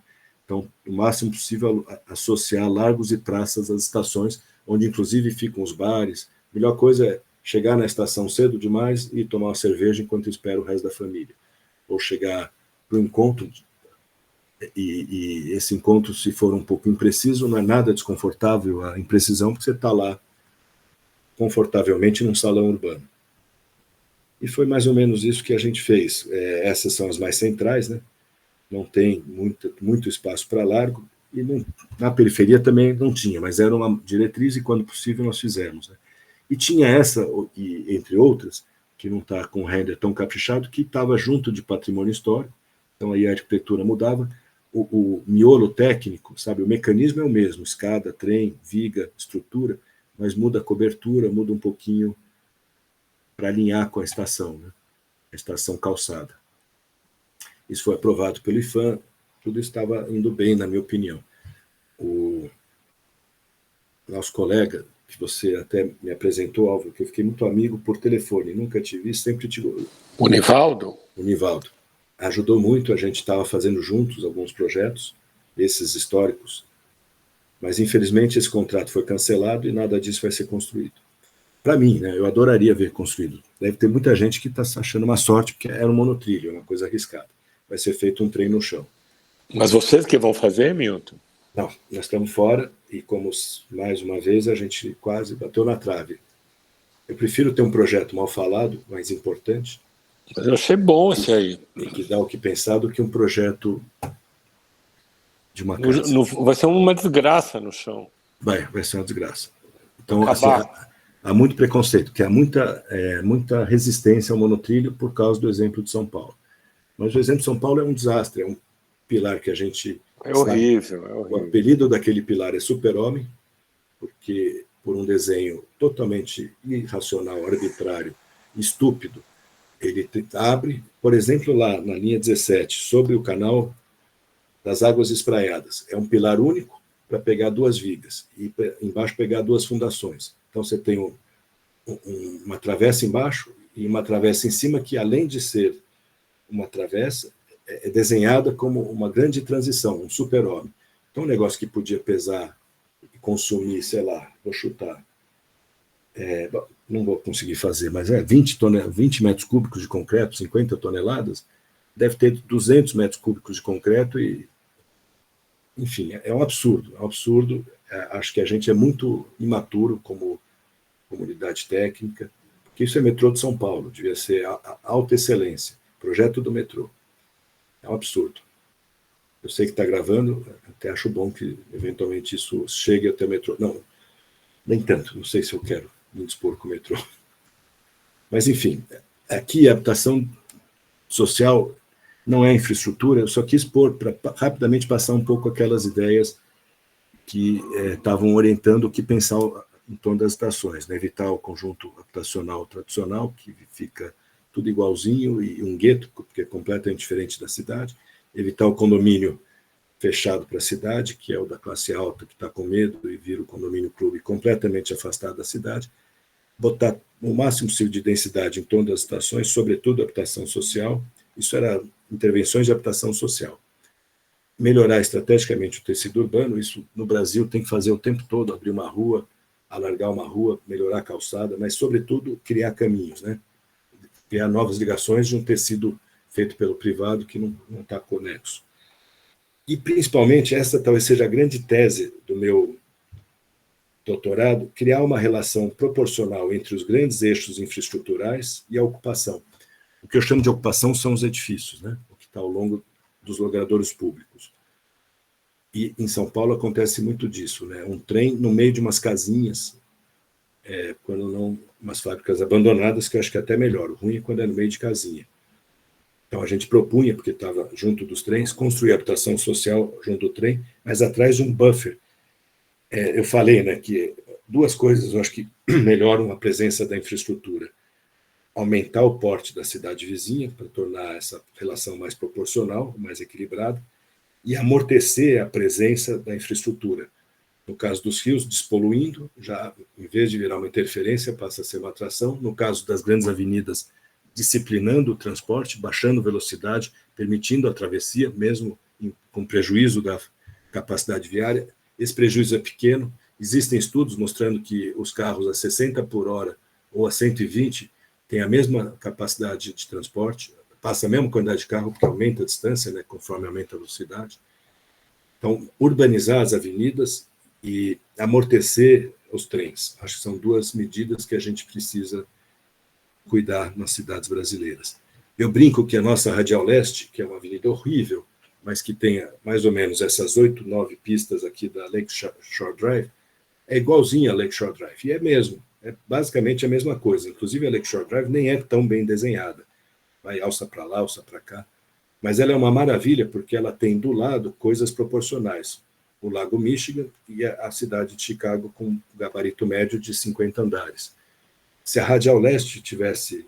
O Lago Michigan vai ser difícil, mas dos dois lados, belos jardins e depois uma cidade de 40, 50 andares, eu acharia muito melhor do que aquelas casinhas que estão lá hoje. Então, vocês já perceberam que eu não sou contra o adensamento e a verticalização da cidade, feita com critério, feita onde se deve fazer. Na frente da Radial Leste, a gente tem que verticalizar. Eu estou vendo o Mafuz aí com umas caras, depois a gente pode conversar, Mafuz. Nessa proposta, isso que são croquis da nossa proposta, acabaram virando diagramas do edital de concessão. As concessionárias, a Canopus ganhou a concessão, tem que fazer isso. Então, também agrupar intervenções para criar largos, né? Aqui perdeu um pouquinho de terreno, mas nesse desencontro de rua acaba criando um largo. Melhor espaço público é o largo, né? Você tem um monte de gente e pouquinho espaço público, é todo mundo de pé, conversando um com os outros, né? Os botecos de esquina. Aumentar a ocupação, menor altura, mais ligação com a rua, né? Desenhar as ruas, olhos na cidade, Jane Jacobs, e tudo isso é 2012. 2014, isso virou plano diretor de São Paulo, porque o Fernando de Melo Franco, que era o coordenador desse trabalho, levou muito dessa reflexão para a formulação do plano diretor de São Paulo. E essa proposição toda aqui tem muito a ver com o Alexandre Djaikov nas conversas que nós tínhamos na FAO-USP. O Alexandre era a pessoa que falava dessas coisas, que nos abriu os olhos para essas coisas, e que me parecem muito óbvias, né? O Rubem Otero, um uruguaio, formação europeia no Uruguai, uma formação mais historicista, no bom sentido, pós-moderno, sempre falou, é um absurdo não ter como separação entre privado e público, público e privado, o próprio edifício. A gente aqui no Brasil faz umas gradezinhas, um ridículo recuo de frente que não serve para nada, não é nem do privado nem do público. Fica uma área que faz muita falta, né, para a qualificação das ruas. Então, acho que uma política urgente para todas as cidades brasileiras é eliminar o recuo de frente e incorporar isso à calçada e preparar os edifícios para fazerem essa separação na própria fachada, que é a coisa mais fácil do mundo, né? Então, a gente estava propondo isso também, não ter mais grade, não ter mais recuo de frente, e ter calçadas largas. Isso também virou plano diretor de São Paulo. Agora, se você doa calçada, faz uma calçada de 5, não precisa mais recuo de frente. E programar uso privado de interesse público no térreo. Comércio virou fachada ativa, né? Proibir estacionamento no alinhamento, para na rua não ficar abandonada, sempre a interação entre rua e ocupação, público e privado, estacionamento embaixo ou em deck parking. Cada vez mais eu estou contra o estacionamento em subsolo por causa do prejuízo ambiental, com rebaixamento de lençol, interrupção das águas profundas. O melhor é não ter estacionamento, né? Mas também não acho ruim, às vezes, fazer uns edifícios garagem. E uso misto e plural, né? Diversidade social. Ainda precisa corrigir aqui esse texto. Bom, agora eu vou passar mais rápido ainda, porque está ficando cansativo, e assim, acho que o grosso das ideias já passei. Agora, outras aplicações, outros exemplos. Álvaro, isso você nunca soube, eu estava tentando construir uma estação da CPTM junto com o Martim. O Martim, porque eu convidei ele, porque ele é muito legal. O Centro Popular de Compras, ali no Paris, quer fazer uma estação, o que eu acho muito razoável. Então, doar essa estação para a CPTM, como a Brookfield doou a estação Santo Amaro, João Dias, sabe, ali na linha 9, Esmeralda? Foi construída pelo privado. A gente estava em negociações, mas isso aqui virou uma bagunça, né? Tem uma briga entre sócios, uma confusão, então está parado. Vou mostrar, nem sei se poderia, porque é um negócio que, espero, não morreu ainda, tá vendo? Esses estudos são de 2020. E era uma estação que tinha que primeiro arrumar os trilhos, não pode interromper o serviço, né? Eu vou mostrar rápido. É que eu acho ela bonita. Ela está no chão, saída de emergência muito fácil, sai os próprios trilhos. Hoje a saída de emergência numa estação é uma loucura, que é uma nova norma de todos os bombeiros brasileiros, já está na Bahia, em São Paulo, baseada numa norma americana. Então você tem escada até não acabar mais. Obviamente conta aqui também. O mezanino está em cima. Eles não queriam ligar diretamente nesse andar, eles queriam que a estação se ligasse no andar mais alto, como eles estavam pagando. A gente achou justo que eles tivessem isso para forçar a entrar um pouquinho mais alto e percorrer mais shopping lá dentro. Com o tempo, e talvez a CPT me obrigasse a fazer a descida direto aqui da estação, desse lado também. Mas saindo por aqui, logo chega numa rua que cruza os trilhos, então essa era a saída urbana, essa era a saída para o shopping. As imagens vão mostrar melhor. Aí no terceiro andar ia para o shopping, entrava lá em cima. Então o shopping tem o térreo da cidade e tem o térreo do sistema ferroviário.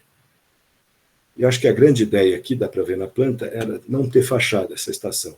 A fachada eram 2 grandes jardins e, para proteger das águas, imensos beirais, né? Coberturas que dão uma proteção de... A gente tenta botar 30 graus. Aqui eu não sei se a gente conseguiu, mas com jardim também garantiria um pouquinho maior essa proteção. Isso vai aparecer melhor no corte transversal. Isso é o sistema construtivo. Hoje é assim. Cessa 2 vias, passa todo mundo em 2 vias, hoje são 4, dá para fazer provisoriamente. Constrói uma parte da estação, depois constrói outra parte. Até o sistema pode ser com balanços, tal, tudo pré-fabricado para não atrapalhar, só construir à noite. E os 2 jardins fachada, uma fachada apenas para proteger as circulações verticais localizadas, o resto é a estação aberta, separada da cidade por alguma gradinha e por jardins. Os jardins, as plataformas, o mezanino, área técnica, transposição, passagens. Tem cada cor aí significa uma coisa. E um corte explodido, um corte montado, e aí a ideia era fazer essa cobertura com uma tensoestrutura parecida com Dubai, um exoesqueleto, né, a membrana por baixo, para ficar essa nuvem, e os grandes jardins nas laterais. Uma estrutura metálica delicada. Isso aqui era o mesmo material da fachada do shopping, para ter uma identidade. Eles nos pediram isso. Esse terminal eu acho uma maravilha, com o Paulo Mendes da Rocha, vou falar das principais coisas. Era para durar 10 anos, então ele é todo desmontável e com materiais não muito usuais, né? Materiais de baixa duração, principalmente a fibra de vidro. Fibra de vidro, aço, e a expectativa era aproveitar a fibra enquanto pudesse, principalmente o aço, em marquises menores em outros lugares da cidade. São módulos de 20 metros, 3 plataformas de 230, absolutamente horizontais, assim como as pistas, e uma plataforma de serviço. Acho que vocês conhecem essas imagens. E o Paulo falava uma coisa muito linda. Ele falava, num terminal de ônibus, um veículo ainda mais com biarticulado, estava na época que estava se implantando em São Paulo, isso é 95, os grandes ônibus, nós não podemos maltratar o ônibus, né? Ele já tem que carregar um monte de gente, todo o seu peso, tem que ser que nem aeroporto, absolutamente horizontal, quase como se você pudesse empurrar o ônibus com o dedo. E de fato, o aeroporto é construído para o avião conseguir operar o melhor possível, né? Porque o avião é difícil.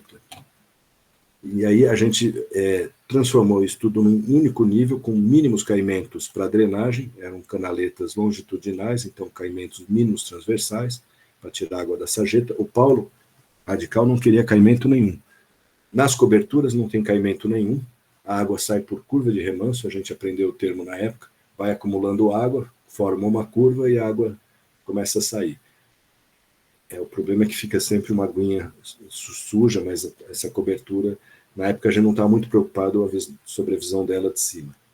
As 4 plataformas, serviço, etc. E aqui a rua mais baixa era a rua mais longe do rio. Eu esqueci o nome dela, Avenida do Contorno, aqui já é a Avenida do Estado. A gente pegou a cota da Avenida do Estado e levou até a Avenida do Contorno, e aqui foi oportuno, porque criou um desnível, disciplinando as entradas apenas onde existem as faixas de pedestre, que é uma das coisas comuns, é as pessoas com pressa cruzar destrambelhadamente e ser atropelado. Né? Então não conseguia entrar aqui, subir por essa rampa, entrar aqui e subir por essa rampa. Aqui tinha aquele desnível mais um guarda-corpo. Enfim, acho que não precisa passar muito tempo.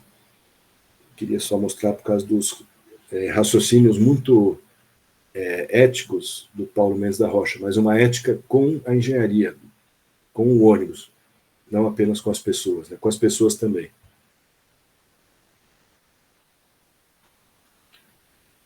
É um projeto bem mais antigo. A fibra foi muito bem feita pela Macan, que fez a parte laranja, que são as divisórias, e as telhas eram mais caras, contrataram, não vou nem falar o nome, também não lembro direito, Zenital, qualquer coisa assim, foram muito mal feitas, uma pena.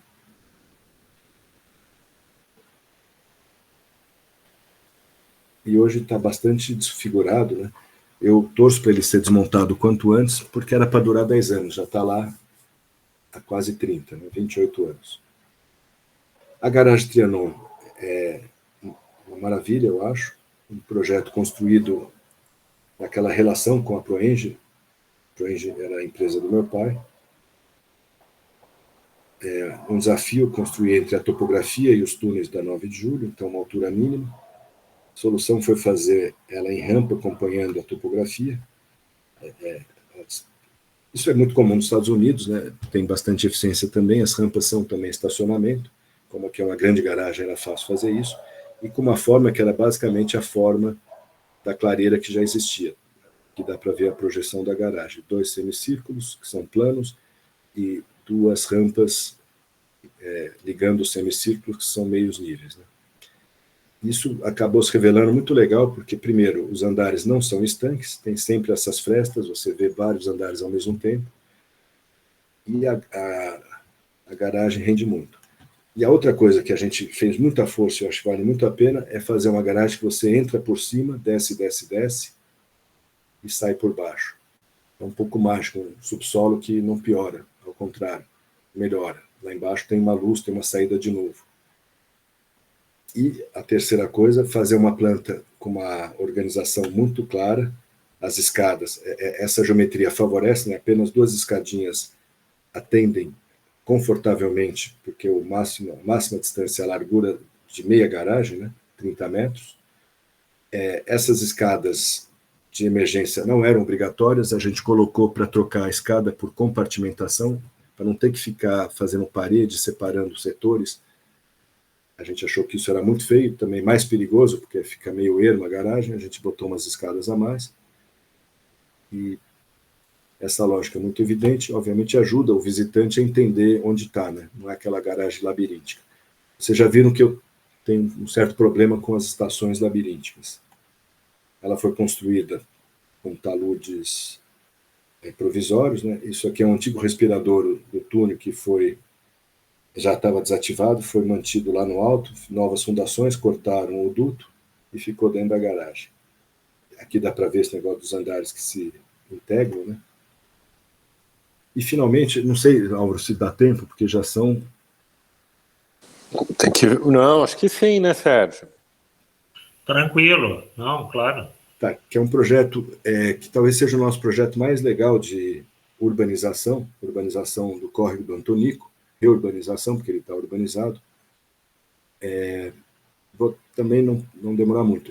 O córrego do Antonico é um afluente do Pirajussara, que é um afluente do Pinheiros. Aqui está a raia olímpica entre o Pirajussara e o Jaguaré, já falamos disso. Ele é um rio pequenininho e Paraisópolis está bem na cabeceira dele, ou logo depois da cabeceira dele. Paraisópolis, como todo mundo sabe, está numa área nobre da cidade, tem a segunda maior comunidade de São Paulo, se não for a primeira, porque rivaliza com Heliópolis. Ninguém sabe ao certo quantos habitantes, falava-se 80 mil, mas eu acho que o número mais certo é 100 mil. Ela tem uns anexos, tem o Jardim Colombo, que tem um outro nome, mas está junto.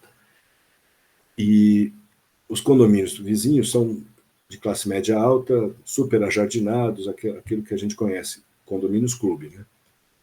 Áreas livres, muito bem cuidadas.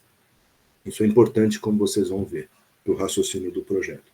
De novo, aquela foto, a gente começou a pensar mais claramente tudo isso quando fez esse trabalho, dizendo, nós temos que fazer a rua, esquece as casas. E mais ou menos o que a gente está fazendo aqui é a rua que acompanha o rio, né? Hoje o rio ele passa, inclusive, embaixo de casas. Todos os anos, quando tem as grandes chuvas, parte dessas casas é lavada embora. E é um grande problema. Depois eu falo um pouco mais sobre isso. Essa quantidade de água aqui é falsa, boa parte dessa água é esgoto. A gente fez uma série de estudos, né, junto com os engenheiros, e chegou à conclusão de que era quase impossível saber qual é a vazão de base desse rio, que é a vazão alimentada pelas nascentes, mas deve ser qualquer coisa de litros por segundo. E sabia-se com bastante segurança, e agora isso deve ter piorado, são cálculos de 2007, 2008, que as chuvas de 100 anos colocariam nesse canal 18 metros cúbicos por segundo. Então, é uma variação absurda de litros por segundo, 50 litros por segundo, isso é 0,5 metro cúbico por segundo, a 18 metros cúbicos por segundo. Como é que você faz um rio para essas duas situações, né? Esse era um dos desafios. O outro desafio, bom, aqui é a foto aérea, não dá nem para ver o rio, né? Porque ele está todo ocupado. Aqui ele apareceu, desculpa, embaixo daquelas casas todas. O outro desafio é que qualquer área livre de uma cidade vulnerável, onde as pessoas não têm casa, muita gente ainda não tem casa, é ocupada para se construir casa. Várias obras de reurbanização de favela no Brasil inteiro, em São Paulo, em Paraisópolis, você faz a obra, 2 anos depois está invadida de novo, perdeu-se. Só não é invadido aquilo que tem muito valor. Essa é a nossa primeira conclusão. Por quê? Porque a gente olhando o que resistia à invasão, na periferia ou na área mais vulnerável de São Paulo, eram sempre os campos de futebol. Alguma área livre, adicional, verde, com alguma coisa muito bacana de vegetação, mas principalmente os campos de futebol. Dá para ver nessa foto. E a gente falou, bom, então o campo, eles têm lições, né? Porque eles estão lá, resistindo. E a primeira lição é essa, ele tem um valor indiscutível. O futebol é uma coisa muito importante na cultura brasileira, mas mais do que isso, é uma praça, né? Paraisópolis, na pandemia, tem fotos emocionantes. Pessoas a cada 10 metros reunidas para discutir o que fazer, com toda a segurança. Essa reunião só dava para fazer numa praça a céu aberto. E o campo, ele serve para tudo isso. Ele serve para festa, reunião cívica, reunião de saúde, né, vacinação, põe umas barracas, vacina todo mundo, lazer, jogo, etc. Então, esse valor é inegável, dado, inclusive, pela flexibilidade de uso. Flexibilidade de uso tem a ver com a forma. Quanto mais simples, mais regular, certamente mais fácil usar, né? Se fosse todo tortuoso, dava para fazer algumas coisas, não dava para fazer outras coisas. Mas, mais ainda, o jogo exige essa leitura muito clara, né? Se uma casa invadir aqui, não dá para jogar, né? E essa legibilidade é super importante. Por isso que eu estava falando lá no começo da minha preocupação com a legibilidade do espaço brasileiro, do espaço urbano brasileiro. O que é público, o que é privado, onde a gente pode ir, onde a gente não pode, quem cuida do quê. E quanto menos indefinido isso, na minha opinião, melhor, mas há uma contradição. Quanto menos separado tudo isso, quanto mais interativo, quanto maior a relação entre os dois lados, tanto melhor.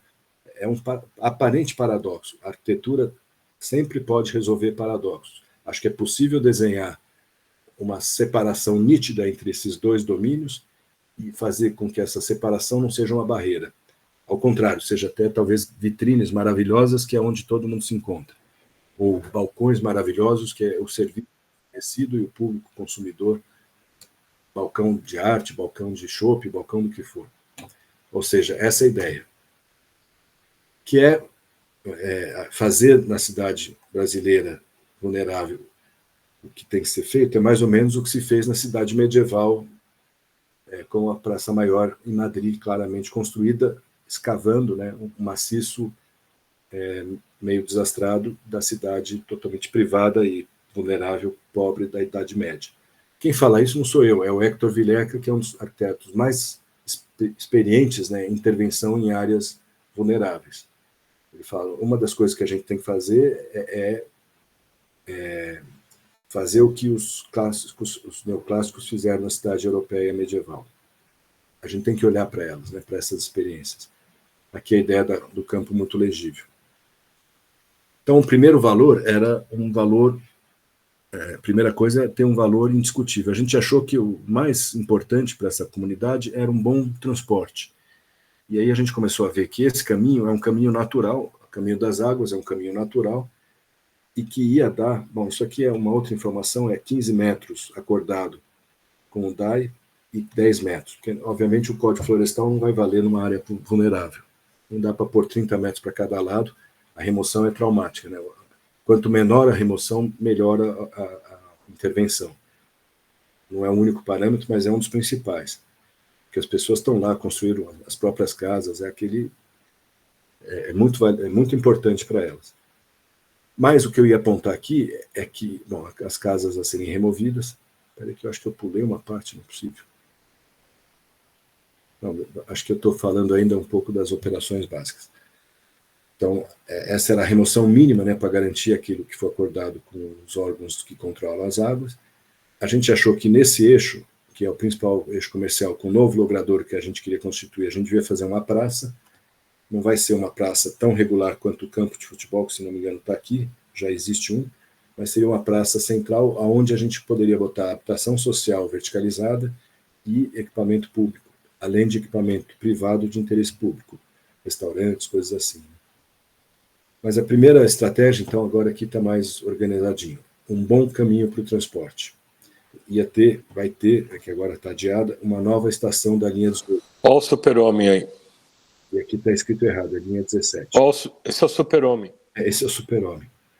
A outra coisa estúpida do monotrilho brasileiro é que tem que fazer uma passarela de emergência. Só no Brasil, ou poucos países. Na China não precisa, nos Estados Unidos não precisa. Essa passarela de emergência, ela é levinha? Não. Ela tem que aguentar 500 quilos por metro quadrado, porque numa emergência as pessoas se amontoam um em cima do outro, sabe? Não vai esperar. Então tem que estar preparada para ter 10, 12, 11 pessoas por metro quadrado, 500 quilos por metro quadrado. É menos, né? 7, 8 pessoas por metro quadrado. Então, a passarela de emergência custa quase tanto quanto o resto da via. Você dobra o custo do monotrilho, você tira a delicadeza dele por uma decisão que eu acho que é muito discutível, principalmente quando a gente considera tudo isso, de que se é realmente importante isso para a segurança. Porque se quebra um trem, tem a outra via, você vai lá com um trem auxiliar, faz uma pontezinha de ligação, e isso vai se fazer. A passarela é a última opção. Assim, tipo, quebrou tudo, não tem nem mais o trem de resgate. É fora de medida. Os bombeiros brasileiros perderam a mão. Acho que a gente precisa urgentemente rever. Desculpa fazer uma digressão, o Álvaro já conhece. Numa discussão no IPT, o Fábio Maris Gonçalves, professor lá da nossa escola, trouxe um dado revelador. Estado de São Paulo, isso foi em 2019, tinha 30 mil incêndios por ano, no estado inteiro. 29.993 em condomínios residenciais, 3 ou 4 em shoppings e prédios de altura. Nenhum desses em condomínios residenciais com consequências. No máximo queimava lá um apartamento, acho que morreu algumas pessoas, o próprio Zé Celso, né, sofreu um acidente assim, mas o fogo não propagava. O condomínio residencial é super compartimentado em si, então a escada podia ser descompartimentada. O fogo jamais vai chegar na escada. E a escada, num condomínio residencial, pode ser um lugar de vizinhança maravilhoso. O Álvaro é um dos que mais defende isso, né, as escadas de convivência. São possíveis até 12 metros do último andar até o andar de saída. Mas isso podia valer para prédios muito mais altos. Né? Bombeiro estúpido não deixa, porque, sei lá, nós temos o trauma do Andraus e do Joelma aqui em São Paulo, 250 mortos, mas eu acho que a gente está errando a mão. E no monotrilho, nós vamos inviabilizar esse modal que eu acho que podia ser bom, pela experiência catastrófica de São Paulo e por essas regras absurdas. Bom, mas de qualquer modo, se isso for instalado, vai valer muito para a população. Pode ser feio, pode ser interferente, mas é um transporte ultra agradável. Você vai lá no alto vendo, rápido, sem interferência, confortável, silencioso. E a estação estaria aqui, né? Essa é a linha 17, que iria até a estação Morumbi da linha 4. Então, aquele vale, ele vai dar exatamente na estação. Então, a gente falou, tem que ser um passeio de acesso à estação, uma espécie de espinha dorsal. Todo mundo vai descendo, até encontrar o vale, e aí vai pelo vale até a estação. E a volta é a mesma coisa. O caminho das águas, sempre um bom caminho. Dentro dos 800 metros, 10 minutos de caminhada a pé. Além disso, tem a estação já operante, já operando a linha 4, que está dentro do raio confortável para a bicicleta. De novo, o melhor caminho para a bicicleta é o caminho das águas, porque é o caminho mais próximo do plano, né? A água não sobe e desce à toa. Então a gente falou, isso tem que ser o lugar de transporte, mas não é um transporte de alta capacidade, é capilar, é mobilidade ativa, pedestre e ciclista. Tráfego motorizado apenas de serviço, seja para emergência, seja para carga e descarga. Segundo valor, um valor simbólico, tentar fazer o rio, a água, atraente de novo. Vou repetir a foto, mas brasileiro gosta disso. E disso. E não gosta disso, que é aquele rio que tem 50 litros por segundo na estiagem, ou no maior parte do tempo, e transbordante, carregando lixo a 3 metros por segundo. Se alguém cair lá dentro, nunca mais vai ser visto nas grandes chuvas, né? Não dá para reproduzir esse tipo de canal. É um pouco esse gráfico para ilustrar isso, né? Um rio natural, a diferença entre vazão da chuva torrencial, da chuva de 100 anos, e a vazão de base, a vazão permanente, é pequena, da ordem de 1 para 2, se eu não me engano. No rio urbano, de 1 para 10, porque é muito impermeabilizado, a água chega muito rápida, aumenta demais esse pico. No caso de Paraisópolis, como é o começo da bacia, não tem, a média, choveu muito, não é que choveu muito aqui, menos ali, na média deu média. Então é 1 para 200, essa era a expectativa, um canal impossível. E aí a gente concluiu que não era para fazer assim, e sim um canal que fosse 2, um pragmático, lá embaixo, e um em cima. E eles funcionam como um só. O de baixo vai a água ruim, que é água veloz, violenta e suja. E no de cima vai a água boa, que é água controlada, tanto do ponto de vista da poluição. Esgoto está sendo todo captado pela reurbanização da favela, mas tem a poluição difusa, a favela suja muito. A comunidade ainda suja muito. Então, a contribuição que vai para as galerias da microdrenagem iriam para baixo para a macrodrenagem da grande galeria. Em cima iria apenas a chuva que chove no próprio logradouro, vai trazer alguma sujeira do próprio logradouro, e vocês vão ver a chuva que cai fora. Aqui é urbanização, né? A comunidade, os grandes condomínios ricos, e aqui tem uma contribuição inteira. Bom, as nascentes vão também para o canal superior. Eu esqueci essa apresentação, faz tempo que eu não faço, mas ela é bem didática. Então, no canal superior, água boa, nascentes, a parte controlada da bacia, que está no meio dos condomínios ricos, não tem nada de esgoto, nem de lixo, poluição difusa, tudo sobre jardim, já filtrado pela vegetação. Lógico que a gente testaria para ter certeza. Eu falo tudo no condicional, porque isso não foi construído ainda. Estava sendo implantado, o PCC expulsou a construtora. Essa é uma outra história, depois eu conto. E a chuva que cai no próprio logradouro, nos telhados que dão para esse logradouro. Essa é água boa. E está dimensionado para suportar a chuva de 10 anos aqui em cima. A chuva de 10 anos fora, que vou começar a falar agora, vai para baixo, que é uma água menos controlada. É difícil separar o que poderia ser uma água boa de uma água ruim, que os condomínios certamente terão uma água bastante limpa, mas o resto deve ter muita poluição difusa, por causa da densidade, inclusive. A melhor forma de despoluir uma água é diluir a poluição. Não sei se interessa falar em São Paulo, tem um estresse hídrico estrutural. Nós temos 1 metro cúbico de água para... Eu não lembro bem agora, mas é tipo 1 para 10. A ONU recomenda 1 para 1, 1 de água para 1 habitante, nós temos 1 para 10 habitantes. Por mais que aqui seja um lugar que chove muito, nós estamos no Alto Tietê, a nossa metrópole basicamente coincide com a bacia, nós bebemos a água que chove em nós mesmos. Nós não temos uma grande bacia atrás de nós, como vocês têm em Porto Alegre. Então, é o pior lugar para ter uma metrópole, é onde se fez São Paulo. É uma Singapura, uma ilha, em termos de abastecimento de água. Aí a gente acaba fazendo o que Singapura faz também, que é importar água de outras bacias, né? A gente traz metade da nossa água do complexo, esqueci agora o nome, que é do Rio Piracicaba, Atibaia e tal, a 100 metros de distância. 100 metros, não, 100 quilômetros de distância. E aqui é mais ou menos o mesmo raciocínio, em termos de poluição. Quer dizer, o que eu estava querendo dizer é que a gente tem rios muito poluídos também, porque a nossa diluição é muito baixa. O Sena tem 60 mil quilômetros de bacia para 2 milhões de pessoas. O Tietê tem 6 mil quilômetros de bacia para 20 milhões de pessoas. É 100 vezes mais pessoas por água do que no caso do Sena. Lógico que nem toda a água que chove na bacia do Sena chega em Paris. Isso é um raciocínio simples. Mas nós estamos numa condição muito ruim em São Paulo. Se a gente não tratar muito bem da nossa água, ela vai ser sempre muito suja. E aqui, a favela, a comunidade com 1.000 habitantes por hectare, é inevitável que seja uma água mais suja. Então, ia para o canal inferior. E quando chove muito, a microdrenagem ela não pode ser dimensionada para as chuvas extremas, senão ela é ociosa demais, cara demais. Ela é dimensionada para a chuva média, para a chuva normal, até 10 anos. Aquilo que é além de 10 anos vai superficialmente. Então, é por isso que não pode mudar rio de lugar, porque pela topografia a água vai chegar nele, quando ele é uma galeria, né?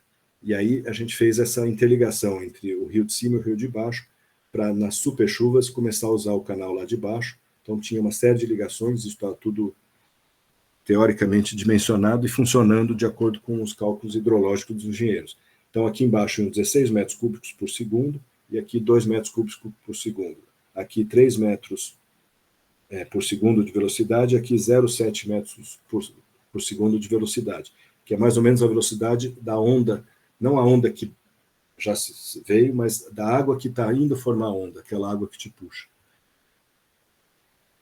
E, finalmente, a última estratégia é tornar legível o espaço público. Na hora que tira o rio, ia sobrar uma situação mais ou menos como essa. Isso é uma coisa que já estava lá, mas, ou seja, uma série de casas que não tinham, pior até, essa ainda tem uma janela ou outra que dá para esse espaço livre. Quando você tira as casas que estão sobre o rio, as vizinhas iam ficar com paredes cegas e totalmente fragmentadas, né? Isso é, digamos, o rio já implantado e aqui a remoção dando um espaço todo fragmentado e todo fechado. Então, a gente criou uma faixa de adaptação que deixa um desenho contínuo, legível.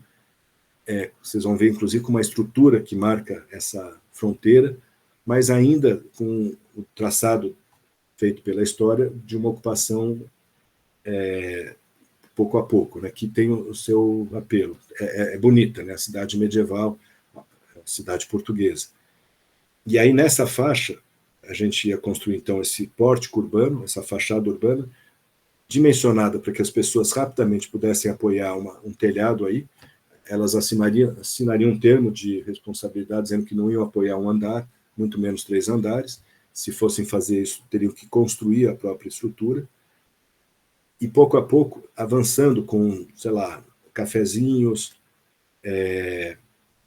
eventualmente novos programas da própria habitação, mas com janelas, né, para tornar essa fachada viva, ativa, né, nesse cinza, tendo uma paisagem mais ou menos assim e não uma parede cega, né? A gente tinha a expectativa de que isso ficasse muito animado. Tem a ver com aquelas ideias. Isso é anterior ao Casa Paulista, mas tem a ver com... Isso são consensos do mundo inteiro e que no Brasil a gente, infelizmente, ainda não conseguiu construir. Aqui o exemplo prático de uma quadra, então o rio atual, as remoções, quer dizer, a faixa do DAE, as remoções, todas as quebradas, o novo desenho, onde tem uma saída, faz um larguinho, não tem nenhum dead end, né, não tem nenhum beco. As vielas originavam pequenos largos.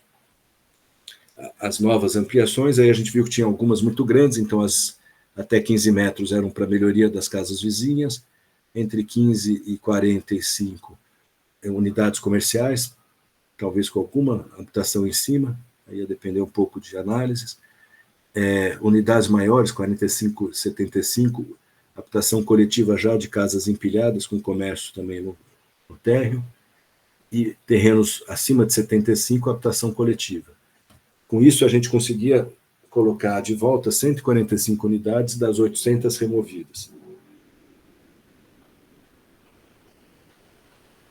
E, provisoriamente, a gente... Bom, o paisagismo era muito simples, era um desenho feito com o pavimento intertravado, um desenho de gráfico repercutindo o traçado do rio, e uma pequena diferença de cor para marcar a ciclorrota. E durante a construção, os primeiros anos, a gente tinha uma programação provisória para as grandes áreas para tentar evitar a nova invasão, que era academia a céu aberto, coisas assim, coisas de baixo investimento, né? E lá na praça principal, a ideia de ter uma praça seca, mas que com controles de água muito simples, de fluxo d'água muito simples, uma barragem fixa com uma vazão restrita embaixo, aumentando a vazão, essa água encheria. E provisoriamente teria uma poça aí até para a meninada brincar. A gente imaginava que isso poderia ser frequentado. Isso aqui era para vender o projeto, o cara que nos ajudava falava, isso aí é água da Sabesp, né? Não pode... Quer dizer, no mundo inteiro tem isso, né? Mas recircular essa água talvez fosse ruim, ia ser uma água meio jogada fora, mas eu acho que até poderia ter. E esse prédio, aos pouquinhos, foi crescendo e foi também acomodando alguma coisa de habitação social na própria praça. E aí, para finalizar, dizendo que a infraestrutura, às vezes, por medidas arquitetônicas, cuidados arquitetônicos muito simples, se transformam em coisas muito potentes. O caso da Pont des Arts, que acho que por duas razões é uma das melhores praças de Paris. A primeira é porque tem uma localização estratégica. No verão, que é quando as pessoas querem sair para a rua, o pôr do sol é no eixo do rio, o rio fica dourado, e é linda a vista disso. Então as pessoas vão lá ver o pôr do sol.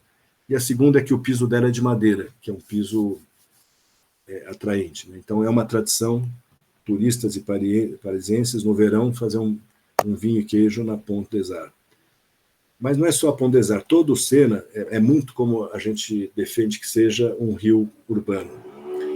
Hoje em dia, isso aí é o doutorado, 15 anos atrás, 20 anos atrás, infraestrutura verde-azul apenas começando. Ainda defendo, né, que um rio urbano é um artefato, é totalmente construído, mas acho que ele pode ser construído com muita vegetação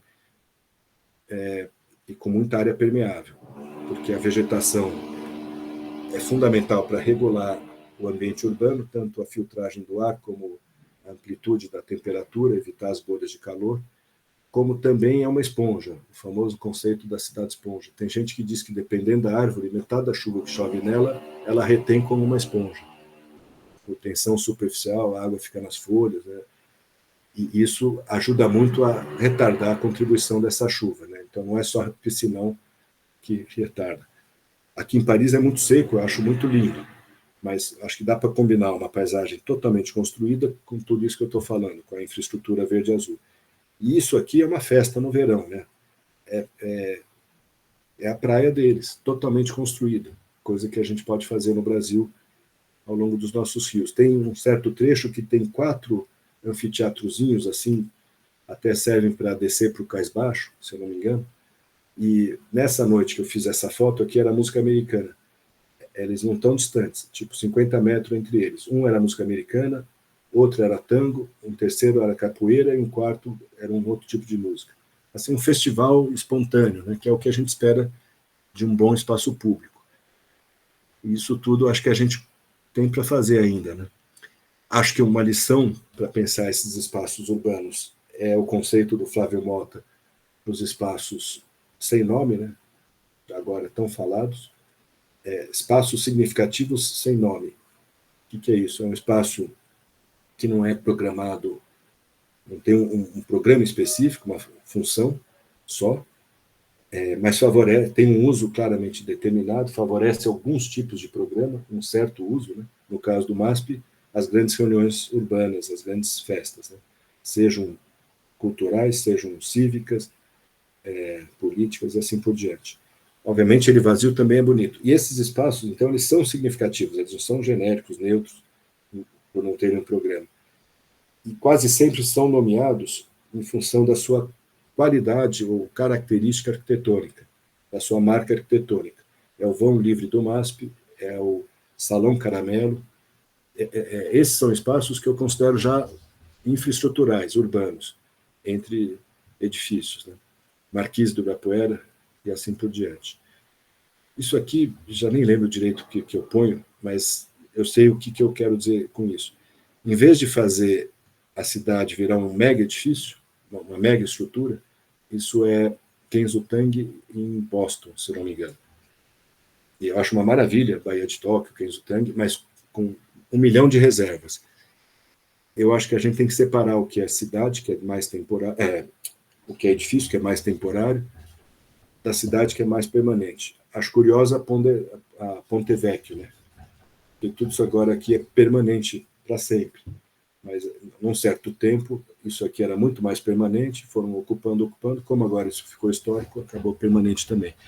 E é fato que, de certo modo, os edifícios estão virando infraestruturas, porque os usos, as funções, desculpa, não confundir uso com programa barra função. As funções são muito variadas. No escritório de arquitetura, quando eu me formei, sala de 500 lux, não podia entrar de jeito nenhum com água, e era um monte de mesão com papel vegetal em cima. Agora, um escritório de arquitetura pode ser um computadorzinho na varanda de um prédio. Né? Mudou tudo, não precisa, assim, mas o prédio é o mesmo ainda. Então, eu tenho dito que o prédio cada vez mais é infraestrutural, a gente tem que definir aquilo que é ontológico, digamos assim, da arquitetura. Uma vez eu conversando com o Paulo no Pandoro, ele falou Shakespeare é a chave. Shakespeare fala daquilo que não muda nunca. Nós temos que falar na arquitetura daquilo que não muda nunca.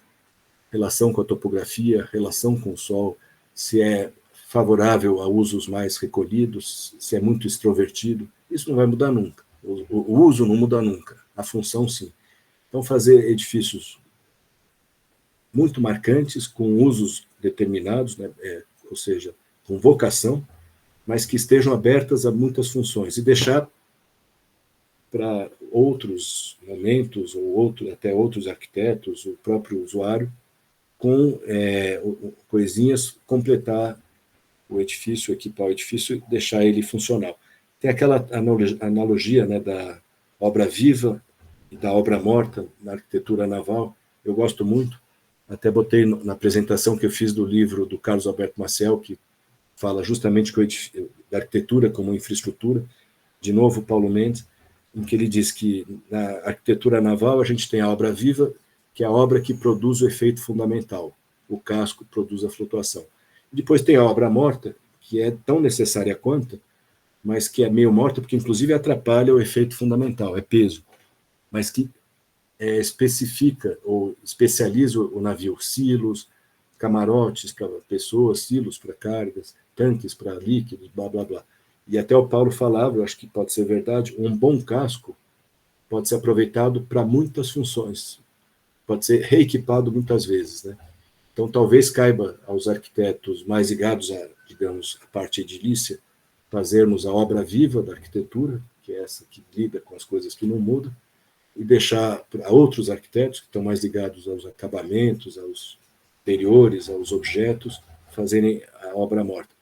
Isso não é uma conversa minha, é uma conversa antiga, mas a gente talvez não tenha ainda muita milhagem, né, na arquitetura. O Nuno Portas, eu lembro dele falando da mesma coisa com outra analogia, o hardware e o software. Né? Cada vez mais, talvez a gente tenha que separar a arquitetura em hardware e software. E, obviamente, a infraestrutura é o hardware das cidades. E, com isso, eu acho que eu posso encerrar. Paro por aqui.